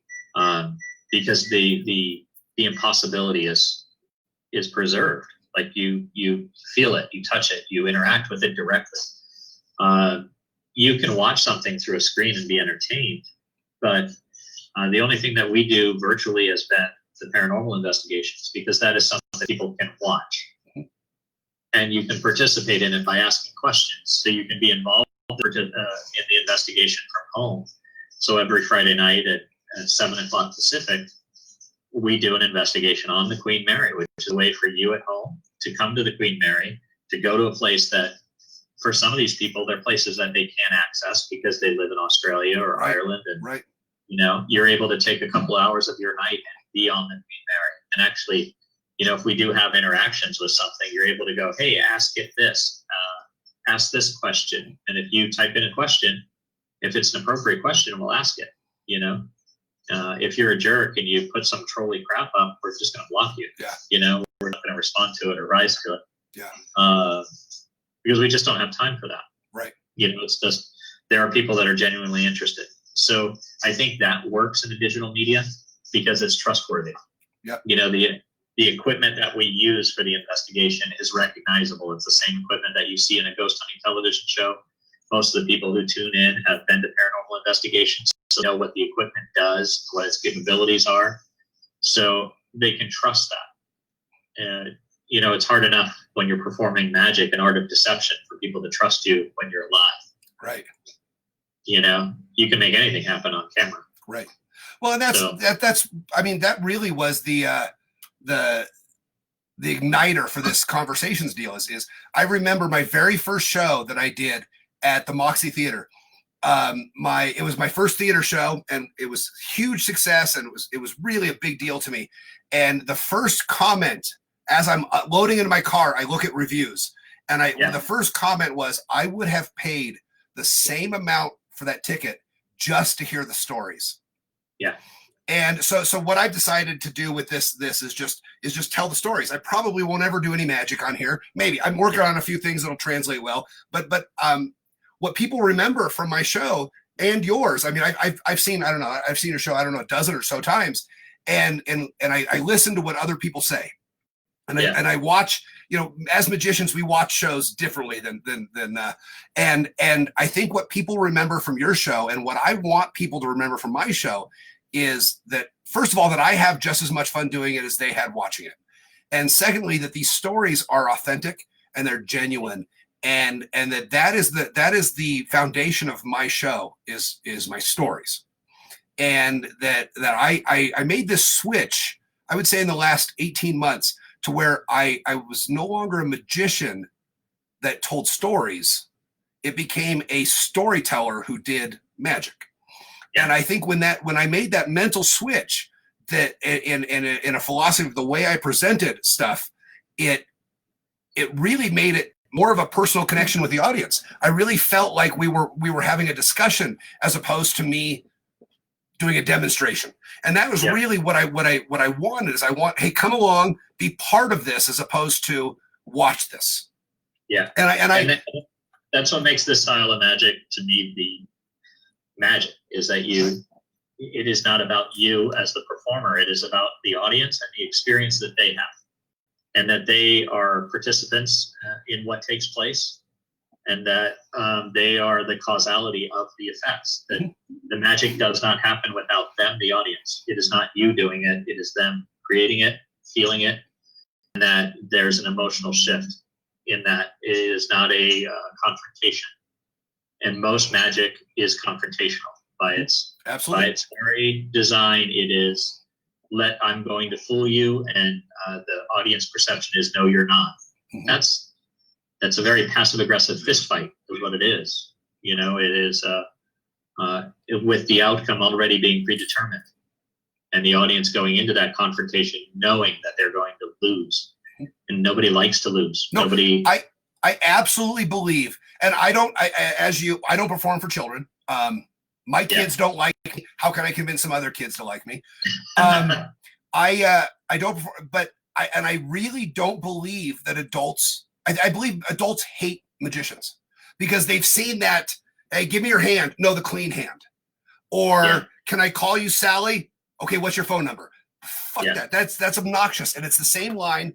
I caused some controversy, and I think you were one of the first people I called when I started getting the hate mail. I did an interview 2 summers ago, and they called the article "Most Magic Sucks." Yeah. And I would respond to every email I got for about the first 2 weeks, and I would say, "Listen, this is what I meant. This is what I meant. This is what I meant." And what I meant is, adults don't like to be fooled. Adults don't like to be tricked. If you can tell a story that they relate to, an imaginary friend. The thoughts and the visions of somebody who passed on looking over their shoulder, or something that relates to adults, that's more meaningful. But to say, here, pick a card. Oh, dummy, wrong one. Yeah. And so I responded to every email for the first couple of weeks. And then after that, I just said, if you think I'm talking about you, I'm talking about you. You're not going to get it. You're not going to get it. And I think that's why there's a small group of us that I trust. And my friends out there know who I'm talking about. There's a small group that we care about the art more so than we care about the fame, and we care about the being on the stage and being on I'm smarter than you, I'm trickier than you. I asked Doc Eason one time, and you know Doc real well. Doc is probably the other than Mac King. I think Doc and Mac King are the two magicians that I would watch every day of the week. Yeah, there's a few. Two is Zabrecki, right. You ever get a chance to see Zabrecki work? But the Derek Delgadio's work is, it's on another level. Period. It's art. It's not magic. It's theatrical art. Billy Kidd from the UK. Yep. There's a reason for the magic that she does. If you ever get a chance to see David Minkin work. Oh, I've seen David Minkin. I saw him at the Castle years ago. David is magic. Yes. If you watch David, you will see magic. Yep. Jessica Jane Peterson. Here's a girl that does stage magic. That is there's a purpose for the magic that she does. She incorporates a story into what she's doing. There's a reason for it, and people don't feel like they were fooled. They feel like they were participants in this adventure. Right. And that's what we go for. I did a small lecture one time for a group of magicians, and I taught some of my tried and true material, and I got nothing from them, nothing. Yeah. And I got complaints afterwards that, well, your stuff's too hard. Yeah. And it's, I think I told you, we're both members of the Magic Castle. I had a castle member one night that came to the show, and his offhand passive aggressive comment leaving the theater was to look me in the eye and go, I didn't realize you could do a 90-minute show and only do 6 tricks. I had a complaint that said, an email that after my show that said, do you realize how boring you were? For 90 minutes, you only did 7 tricks. And he capitalized the whole word tricks. Yeah. And that was a comment from a magician. From a magician. Yeah. And and my response to that magician was pretty much, well, you can't. Yeah. My response was, well, when you sell out your own theater show, you can do as many tricks as you want. Well, it goes to that note of, like, right now this year, there is the Magic Castle has their awards, every year for performers. And I think it's appalling that one of the people nominated for Stage Magician of the Year, we saw a show. Claire was there for the show. My fiance Becca was there, and this is a well-known name in magic. This guy stands up, does a tossed out deck routine, and he's wrong. He misses 4 out of the 5 cards that he's supposed to predict, and his response to that was to chastise the audience that they didn't pay enough attention to him. He then asked for a female volunteer who stands up, and this woman was really tall. It's just a very beautiful, tall woman. And if you are a woman and you're really, really tall, what do you think you've gotten your whole life? What are you standing on? You know what I mean? So there's a certain self-consciousness about that. But what is the first thing this guy say? What are you standing on, your chair? And he goes through every pat line that you can imagine to make this woman feel uncomfortable, to the extent that after the show, Claire runs into this woman and she is in the bathroom, very upset about the way she was spoken to. The same magician looks at somebody else who immediately he goes, I need a volunteer. And this guy immediately starts shaking his head. No. That's international body language of, like, I don't want to do that. Yeah. So the courteous thing to do would be to move on to somebody else. But this guy couldn't take that. He kept pressing and pushing and, kind of trying to force this guy up on stage. He doesn't seem to understand that people are not props. That's the conduct of a magician. And that guy is nominated for Stage Magician of the Year. That's horrible. That you would treat somebody like that, and the magic community rewards that behavior. They think that presentation was great. Look at all those silly lines he used. Right. That's congratulations. You used a whole audience of people as props for yourself. For yourself. Right. They didn't enjoy your show. They spent the money, they paid for it. They didn't enjoy your show at all. Yeah. Unfortunately, we've both been to the East Coast Spirit Sessions several times. It's a fun time. Unfortunately, my very first performance, probably four years ago, I don't know when it was.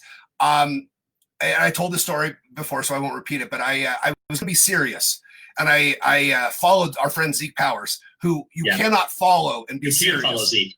And so I decided at the last minute to not be serious and ditch my script and just be myself, and tell jokes and have fun. Well, I've developed quite the reputation at East Coast Spirit Sessions for, I think somebody called me the Sam Kinison of Bizarre Magic. Yeah. And I did a show this past year, which I'm hoping the video of soon and post it. And a wonderful woman magician was right before me. Meadow Perry is her name, and she was amazing. She really was. First of all, she's beautiful, she's talented, and she's doing something that nobody else has ever done that I've seen. She's doing bubbles, like magic with bubbles.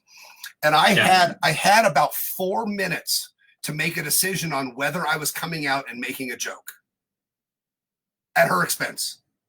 Yeah.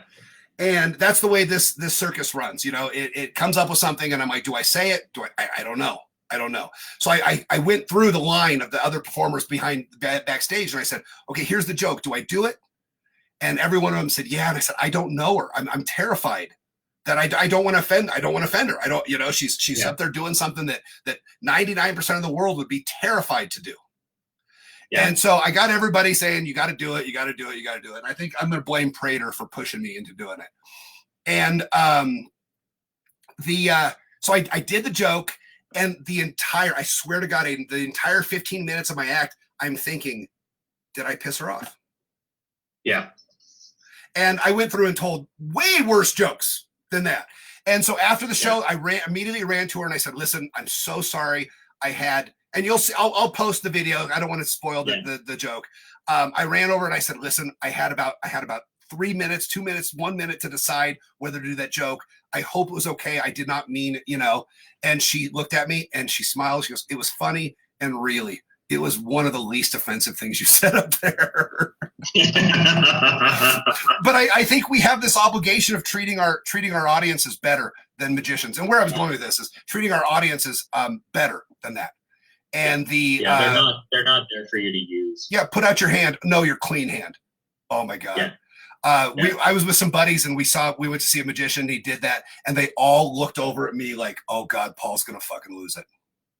Yeah. So hey, Steve Gibson is online with us. So awesome! I love Steve. Yeah, I love Steve. I wish I could have seen his red light sandwich. I got to tell you, and I've said it a bunch, and I get to say it in front of a new audience. I have seen a lot of short form seance shows. I have never seen anything short form seance as good as Steve Gibson's short form seance at the East Coast Spirit Sessions. It was without a doubt one of the best shows I've ever seen. So I have literally been at the Magic Castle and had someone third hand tell me about this. Oh, you got to see Steve Gibson's thing. I was like, oh, were you there? They're like, no, I heard it from this guy who was there, and that was that's awesome. That many people are talking about it. It was so good. It was so good. And I love East Coast Spirit Sessions, but I have seen some shitty performers at East Coast Spirit Sessions. Steve's always great, though. Me being one of them. But Steve's was absolutely the best seance, the best short form seance I've ever seen, and I hope to see. I know he lost a lot of shows as well during this time, and I hope to someday see the long form of it because I imagine it is just as good. So, Aiden, we're down to about 15 minutes left. If anybody has any questions, we're getting a lot of comments, but we're not getting a lot of. Hey, Vic just joined us. Vic, you're an hour and 45 minutes late. Aiden and I have been singing your praises for an hour and 45 minutes. So for the next 15 minutes, we're going to talk about how much Vic Nadata sucks. So we got about 15 minutes left.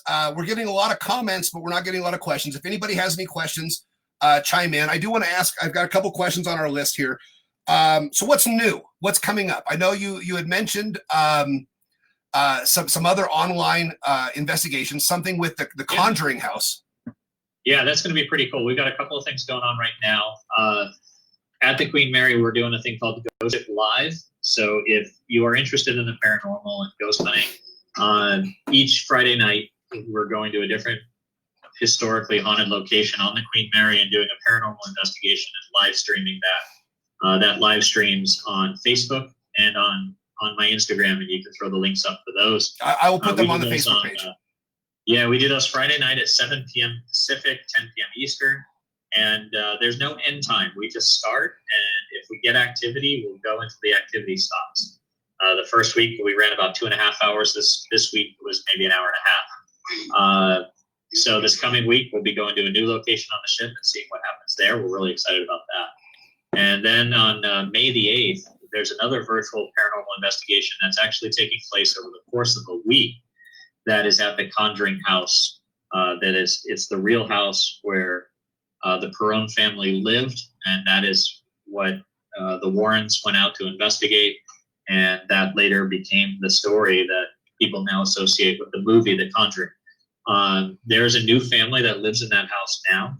They are paranormal investigators, and they bought the house knowing the history that's there, And what they have done is they've installed cameras all throughout the house. And for a week, from I think May 8th through May 16th, for 8 days, those cameras are going to be turned on, and they'll be running from, I think, from noon until midnight every day.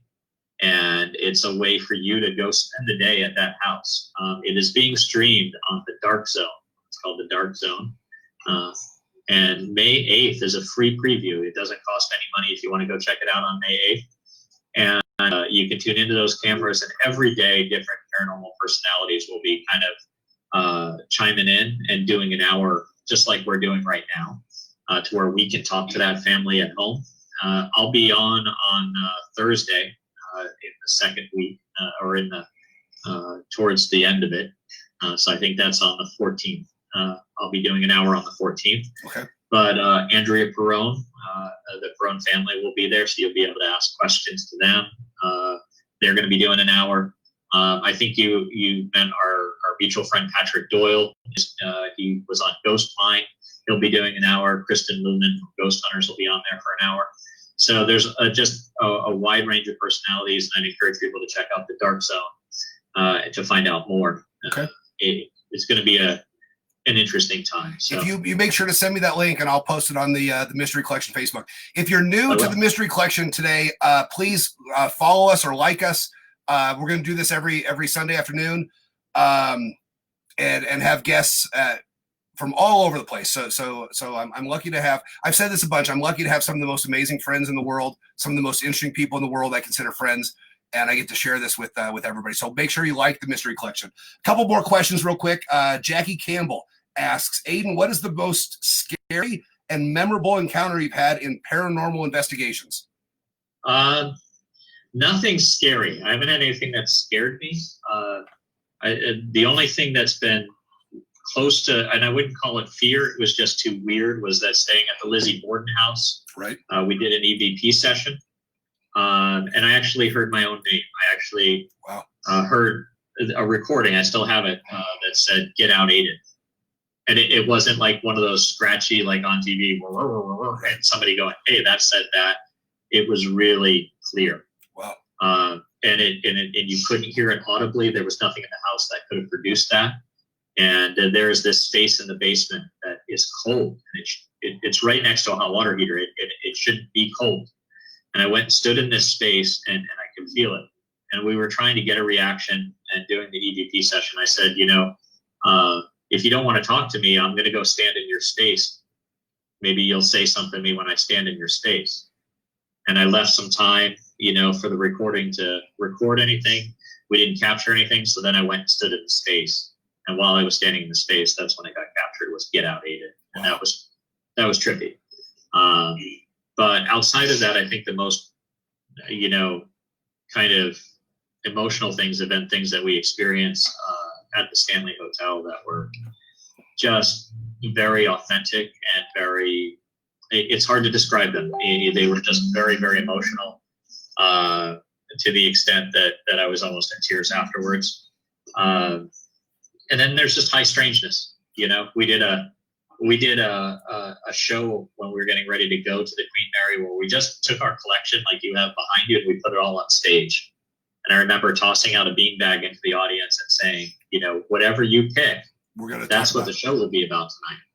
And the person who caught that beanbag looked at the collection and they just chose an item. And the item they chose was this doll that was owned by a little girl that spent every summer at the Stanley Hotel for 10 years. And then the next night we did the same show, and we tossed out the beanbag. And over the course of 36 shows, everybody picked the doll. We would move the doll, we would reposition the doll. It didn't matter what we did with the doll. And you look at the stuff behind you, it's this, we have some pretty creepy stuff in both of our collections.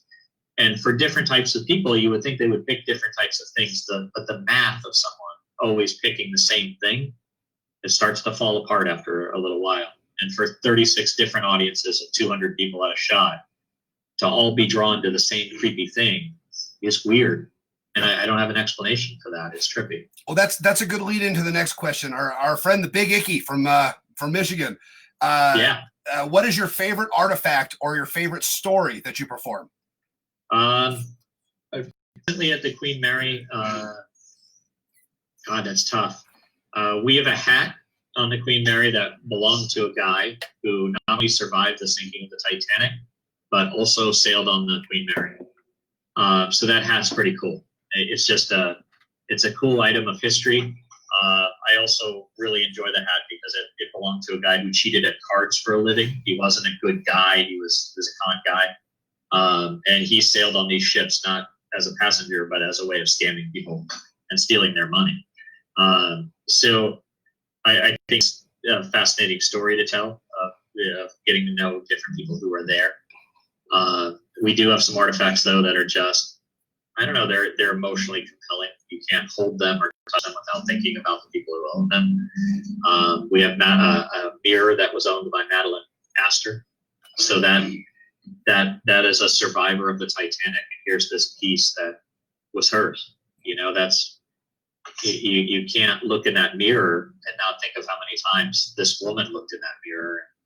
What did she see when she saw herself? So those are really compelling pieces to me. So I don't know if we ever got an answer out of you on what is something you want. Somebody asked, what is the piece? I think you didn't have an answer, but somebody's asking. I don't have a single piece. So what is? I'm going to make the person's question a little bit longer. What is an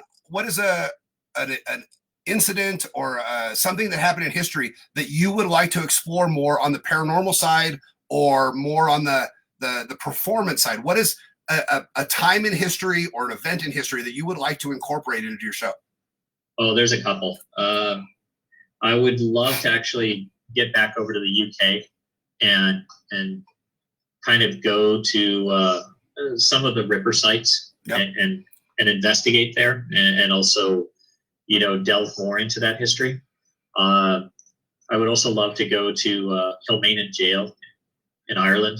There was it's just a place where there's a lot of history, but also a lot of loss in one space.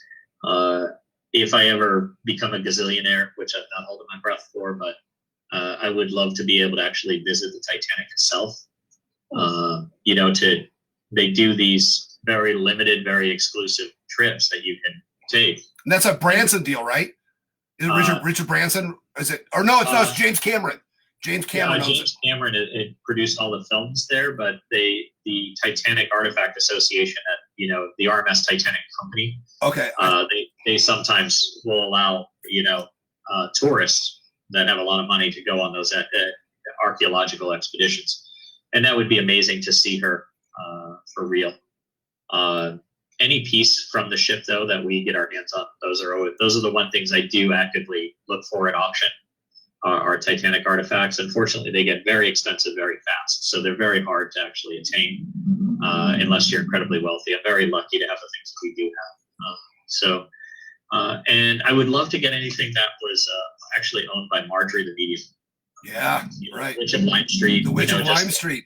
Have you read the book, The Witch of Lime Street? Yes, that's a great book. Great book. Great book. And I would also love to get a piece of anything that was actually owned by the Fox sisters.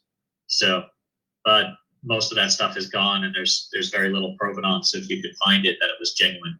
Right. It's like buying a piece of the Last Cross. Right. There's a million less. And how many spears of destiny are out there? And I believe one of the Fox sisters' cousins was selling things like a generation later. It was after I think that as an adult, as an old man, was selling things. And so who knows? It's like the two Gallaghers, right? Yeah. I've always wanted something Egyptian, something real. There's several auction sites, but then you run into, and this is going to lead into a question we've gotten on Facebook, and it's a question I had written down. I always worry about buying something from the Egyptian realm that I don't want to buy. I don't want to support grave robbers. I don't want to support. Yeah. And I've brought this up on a couple times. Living in the Wild West of Colorado, I'm asked often, what is too much? What is too much? And I think, I think exploring or exploiting some of the Native American sites might be a little too much. So the question, and I know I sent this to you earlier, and I don't know if we've gotten to it yet, but the question as sent to you was, and this follows up on something somebody asked, is what scares you? Are there any topics too sensitive or too much for your show, your travels, or your stories? Are there any things off limits?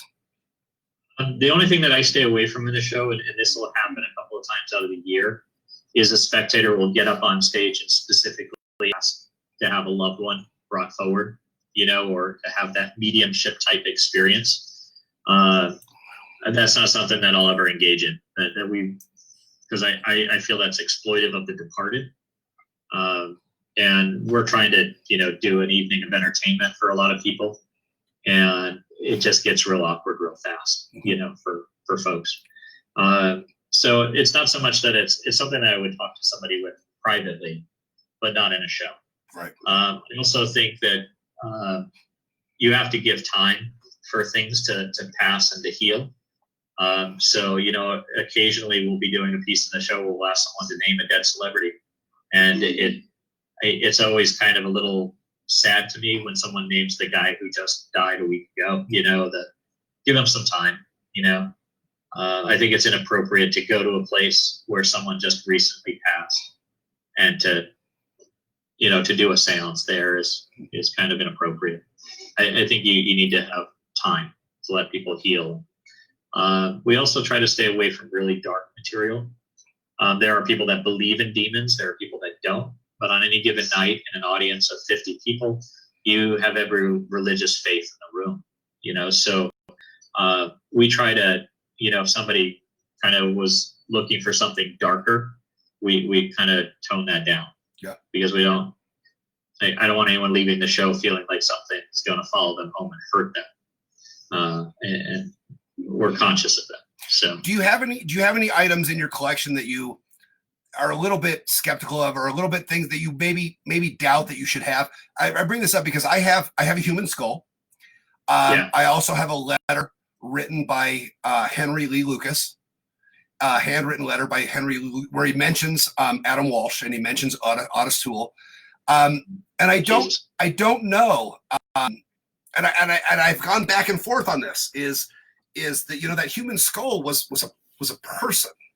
Yeah. And so Aiden, we are at 3:00 Mountain Time. Do you have a few minutes? We've still got 70 people watching. So if you guys have any questions, if you want to stick around for a few more minutes, if you have any more questions, keep going.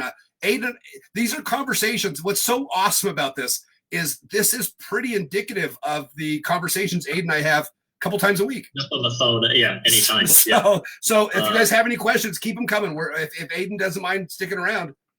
Yeah, we have a jawbone on display that's in our museum, and that was a person, that was a human. We've got Wilbur French's grave dirt in the room. Yeah. And that was here at the house. And what's funny is Becca didn't know what it was. My fiance didn't know what it was for a couple of days, but she was like, "Oh, what is that?" And I was like, "Oh, it's a jawbone." And she was like, "Oh, like a fake jawbone?" And I was like, "No, that's somebody's jaw. That was a." 2 days. She's come very proud. So I did that too. I'm like, hey, look what I got. Get Becca on to say hi, because she really is prettier than you and nicer than you. So get her in to say hi. Yeah. Come over and say hi when you get a second. So she's making sandwich or breakfast or something. I think I don't know, like anything that is like serial killer related, we tend to. Like, a lot of people ask me if I'll ever do a show about H.H. Holmes.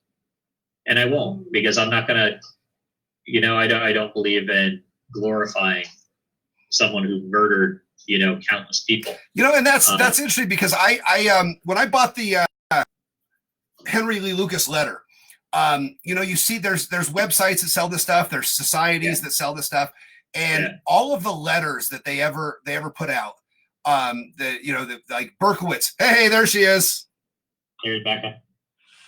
So I'm looking forward to seeing you soon. You guys, if you make it out to Colorado, we're going to be out there pretty soon. So. All right. Perfect. We will grab dinner. Yay. So wow, she just disappeared into the abyss. You always see these letters from serial killers, and they're always really just kind of, oh, the food in jail sucks. I'm being mistreated. My lawyer sucks, blah, blah, blah. Well, I found one that mentioned A, Adam Walsh, and B, Otis Toole. Yeah. And Yeah. I jumped at it, and it wasn't expensive in the world of that kind of stuff. And then I got it, and I sat down and I read it. And I did some research on the people that he names in the letter. And I looked at it and I thought, am I crossing a line here that I would not be proud to tell people about by having this? I don't know. That's something that I deal with. The human skull or the shrunken head. Is it more about the for us as collectors, and this may be the old Catholics in us, that we need the relic to remind us of the event. Is it more about the search than it is about the actual obtaining it? I grew up a baseball card collector. I'm still a comic book collector. Is it more about the search for the item? I'm sure you watch the Mysteries of the Museum show, and it's always about those cool things that represent a moment in history or a person in history. And I can't reconcile the Henry Lee Lucas letter. I can't reconcile the human skull. I don't know yet. Yeah, those don't bother me because I don't really look for things in that way. Mm-hmm. I think they tend to find me, which is trippy. Right. But I also I think it's more for me about the story. Like we have one of my favorite things that we have in the collection is we purchased the binoculars that were owned by David Blair, right? Who was a guy that was supposed to sail on Titanic, and at the last moment he got demoted. They needed to put a higher ranking officer on the ship, so he was going to take the next cruise. So he had very little time, was just told to pack up all his stuff and get off the ship. And one of the things that he took off the ship with him were his personal binoculars, which is not a big deal. In the nautical industry, that's something an officer would own in those days, but a regular crewman couldn't possibly afford. They were expensive. And I always equate it to like your personal laptop. You wouldn't leave your, if you had to leave a job, you wouldn't leave your personal laptop on the ship for them to use if they didn't have a computer. It's yours. Right. So he leaves the ship, but it later comes out that those binoculars he allowed the crow's nest to use while they were doing their sea trials, so that the lookouts had binoculars. And when he left, he took them with him. So obviously we all know what happens on Titanic. And one of the things that comes out in the inquiry is that the lookouts didn't have binoculars. They didn't have it. So one of the lookouts was asked, if you had binoculars, would that have made a difference? And of course, this guy says, well, I'll never know, but I'd like to think it would. Now, here's this guy who got off the ship and took the binoculars with him. And how his life did not end well. Like he ended up being an alcoholic. And that guy spent the rest of his life going, if I'd only left them, right, would have all those people died? It's that what have. So I look at those binoculars every day I go through our lounge. Every day I go to our theater. And I can't help but feel sorry for the man and the way his life ended. And how such a trivial thing of packing up your personal things could have consequences for 1,000 people. It's so to me, that's what the artifacts are, is the story behind them. And it's not so much the story, but the person. And it's a way of remembering that person and knowing that person, really being able to kind of look at that person's life and going, how easy and how fragile life is, and how fragile are the things that we do, and what we think might be inconsequential could actually be dramatically consequential to others. Right. And so that's what matters to me. I'm a Mark Twain nerd, and Twain said something about the effect of a man dies 2 deaths. The first death is the physical death, and the second death is when people quit repeating their stories. Yeah. And so I look at what we do, and you tell a story about somebody who is historically rather insignificant. Yeah. In the history books, but in the big picture could be terribly significant. And so you tell that story 3 or 4 times a week, and so you are in essence keeping that person alive by retelling the story. And so that is one of the reasons why I do what I do, is to keep these stories going. Yeah, for sure. It's a way of keeping them alive in that way. Yeah. It's I think it's an important thing. history is important. I'm Irish by culture and birth, and there's a great bardic tradition in Ireland, and I always kind of related to that. It's a way of, that's how we preserve our history, is in the telling of it, and there is nothing like the telling of a story compared to, you can watch something in a movie, you can read something in a book, but to have that human interaction of a story being told firsthand, there's something to it. Yep. And to me, that's where the magic lies, is in that, not in the trickery that we do. But well, I was lucky enough to see, I'm sure you're familiar with Aaron Mahnke's Lore, the podcast Lore. Yeah, I was lucky enough to see Aaron Mahnke live, and I got to talk to him about the God Machine for about it was that's where I heard about it. That started my obsession with the God Machine. And he came out, and in his introduction, he said something about, there is nothing more human than the need to hear, tell, and repeat stories. And that stuck with me, that is kind of our duty. That is kind of our really, that's it. I mean, we eat, we reproduce, we sleep, and we tell stories. I mean, you can boil our life down to those three things. Those are the four things. Those are the four things we need to do. And when if you haven't checked out Lore by Aaron Mahnke, the podcast, it is one of the best narrative podcasts that you can listen to. It really is. I was excited for him that it got turned into a series on Amazon, but it is so much better to hear him tell the stories than it is to watch him. It doesn't translate well. It doesn't. It doesn't. It's not. He's also got 3 books, and the books are the retelling of the podcast. It's very good. So we've got about 40 people still on, and if you guys have any questions, pop them up now, or we're going to let Aiden get back to his day. I'm going through my list of questions here, and I think the only thing that we really haven't got that we haven't crossed off is the theatrical part of a seance. And we mentioned that earlier, and you present yours, and we've talked about whether we owe our audience a disclaimer that what we do is art, that we are not really contacting any dead relatives or what we are not, but we don't, neither you nor me give that disclaimer at the beginning. No. We both believe that tends to rub some magicians raw. Right. But you know what? Right. You should really spend your first half an hour explaining to people how everything that they're about to experience is fake. That's not okay. That's because, and it comes from that extreme skepticism view of like, oh, we have to make it very clear. All of our promotional material has 2 words on it. It says illusionist on every poster, and before the word seance, it says theatrical. Because it's a show. You're coming to a show that is to give you an experience of the paranormal.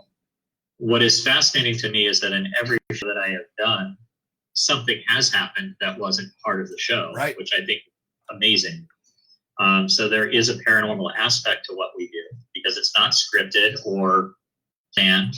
Things happen sometimes. But what is amazing to me is the number of people who will approach that poster, and it'll happen almost daily at the Stanley, where you'll hear a couple walk up to the poster, and one member of the family will say, "Oh, look, a magic show," and their spouse will go, "No, it's a seance. We can't go in there." Mm-hmm.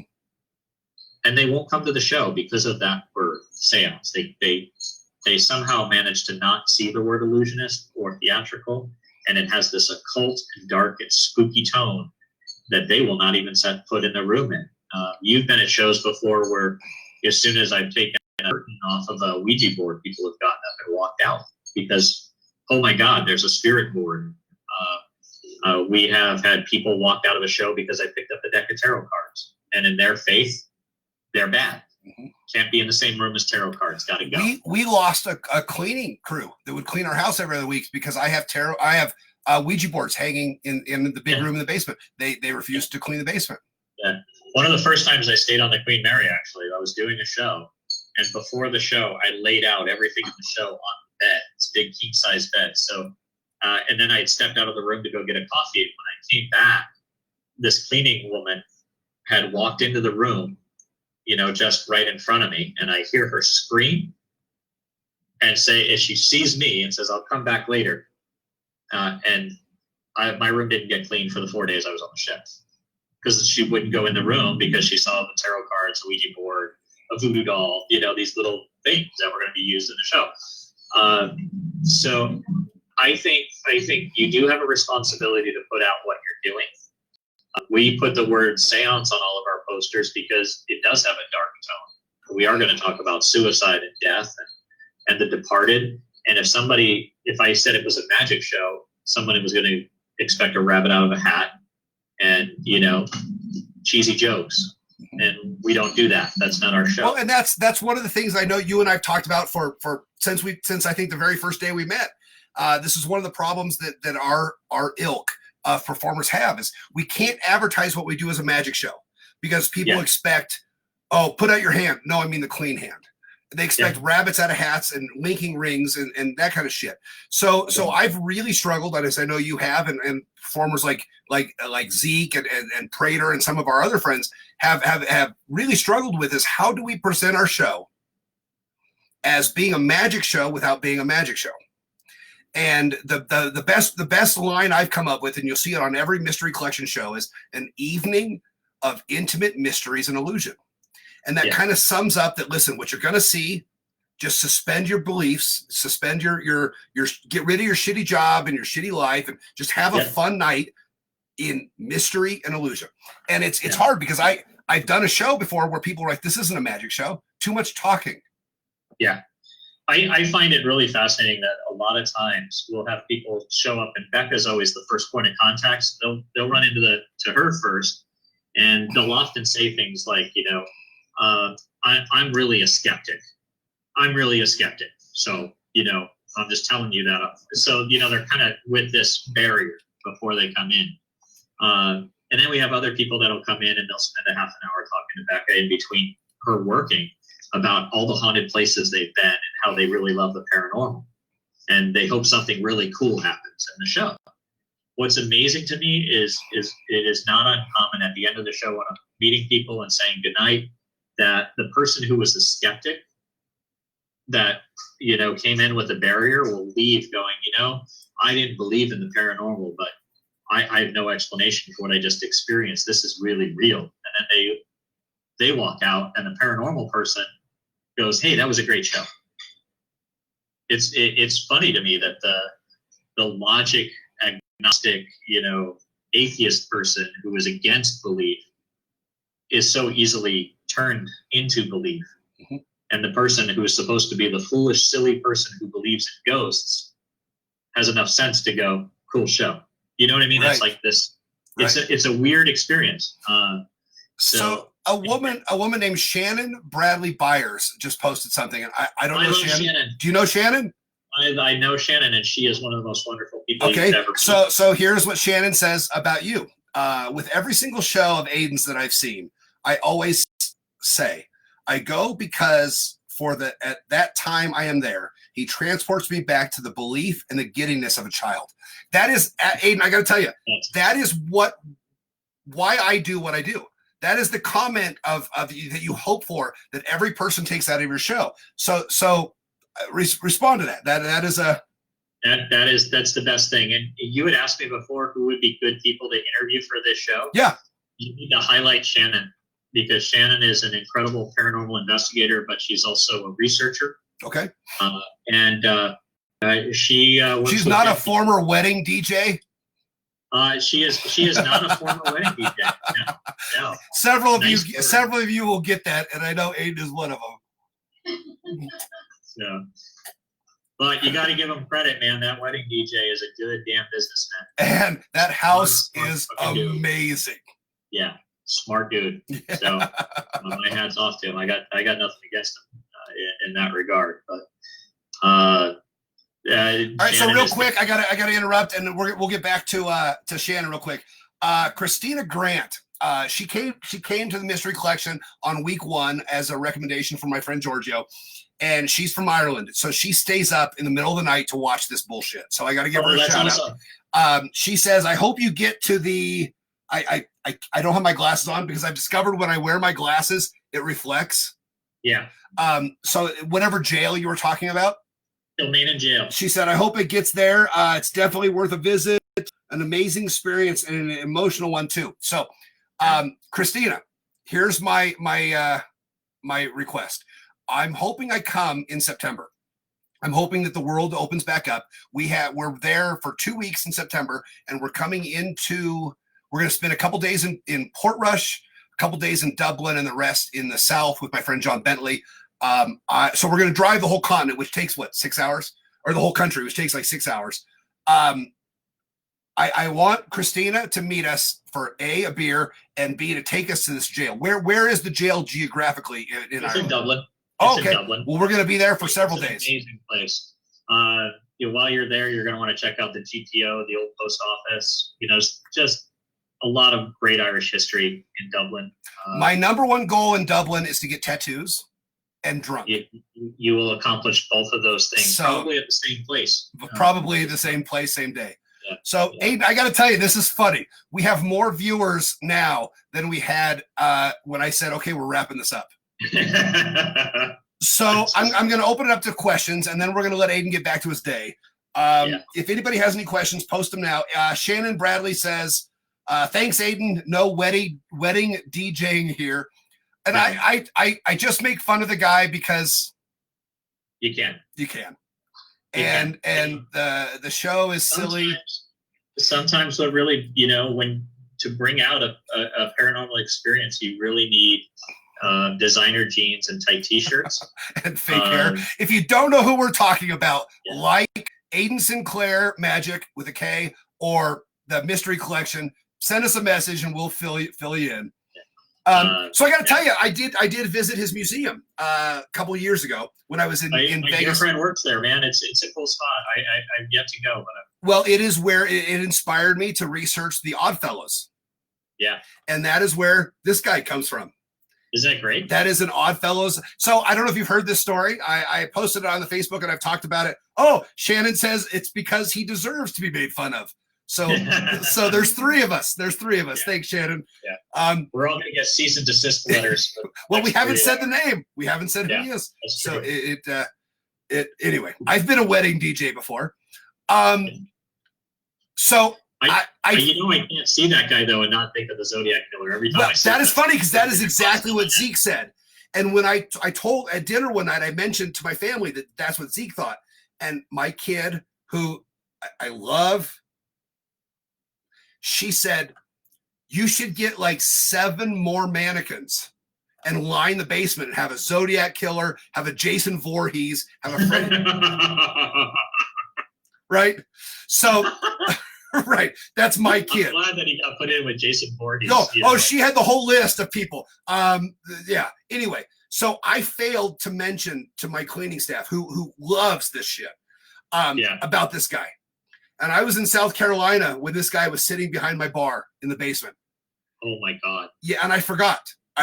He was sitting behind the bar. You've seen the bar, the curve in the bar. He's just standing there. This mannequin is 6'2", and I get a text from the cleaning staff who's awesome, and she said, "I really wish you'd have told us about your new friend in the basement. Quite a scare." Then the next picture I get is all of them doing a selfie with him. So we thought about trying to give the guy a name, and it really is, and I don't know if you can see it really is a pretty amazing piece of history. It's from the 1880s, and it's the service bearer uniform. The buttons have the Oddfellows logo on. It really, really is something cool, and it's creepy and awesome. And so Christina Grant says we're going to visit Temple Bar. So that's where I'm going. Maybe tattoos and drunk there. You definitely will get tattoos and drunk there. So Aiden, we'll wrap it up now. I'll let you get back to Becca in your life. Is there anything you want to plug? Anything you want to talk about anything you want to say before we go? No, just if you guys are bored on a Friday night, want to come join us on the Queen Mary, please tune in to either our Instagram or our Facebook. We'd be happy to see you, and you can kind of have an experience of seeing what we do and joining us. But I think mostly right now, just fucking stay safe out there, and be cool. Just remember that it's easier to be kind right now. And I got to tell you, I think you guys are lucky in California. There's several heroes that are coming out of this, and I think Gavin Newsom might be one of them. He has done a really, really stellar job of maintaining what needs to be maintained. There's no bullshit with Gavin Newsom, and I think you guys are lucky to have that guy. You know, the leadership's been great, and he's put the safety of people first. You know, and just to throw this out there, if you're on this stream and you feel like you need to bring an assault rifle, you know, and not wear a mask and go to your state house, you're probably on the wrong live stream right now.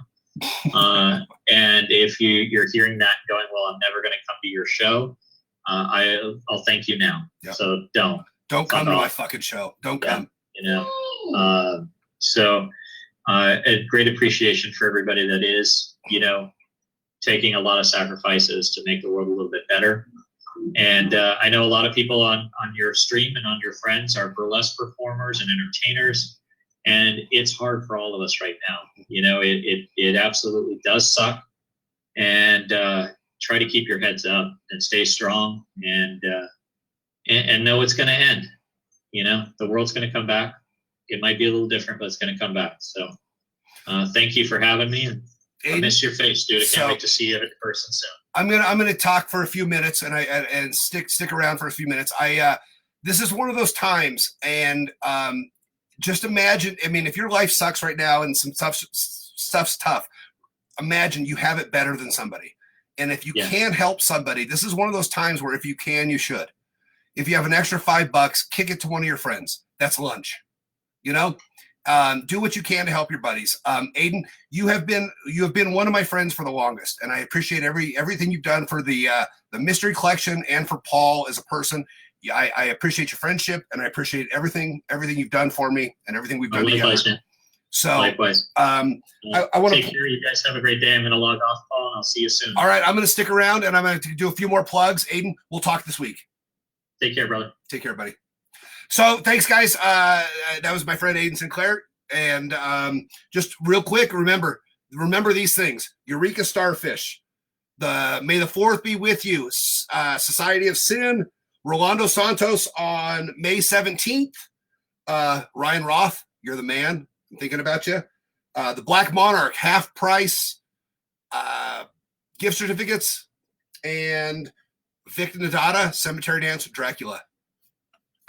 Listen to Bill Hicks.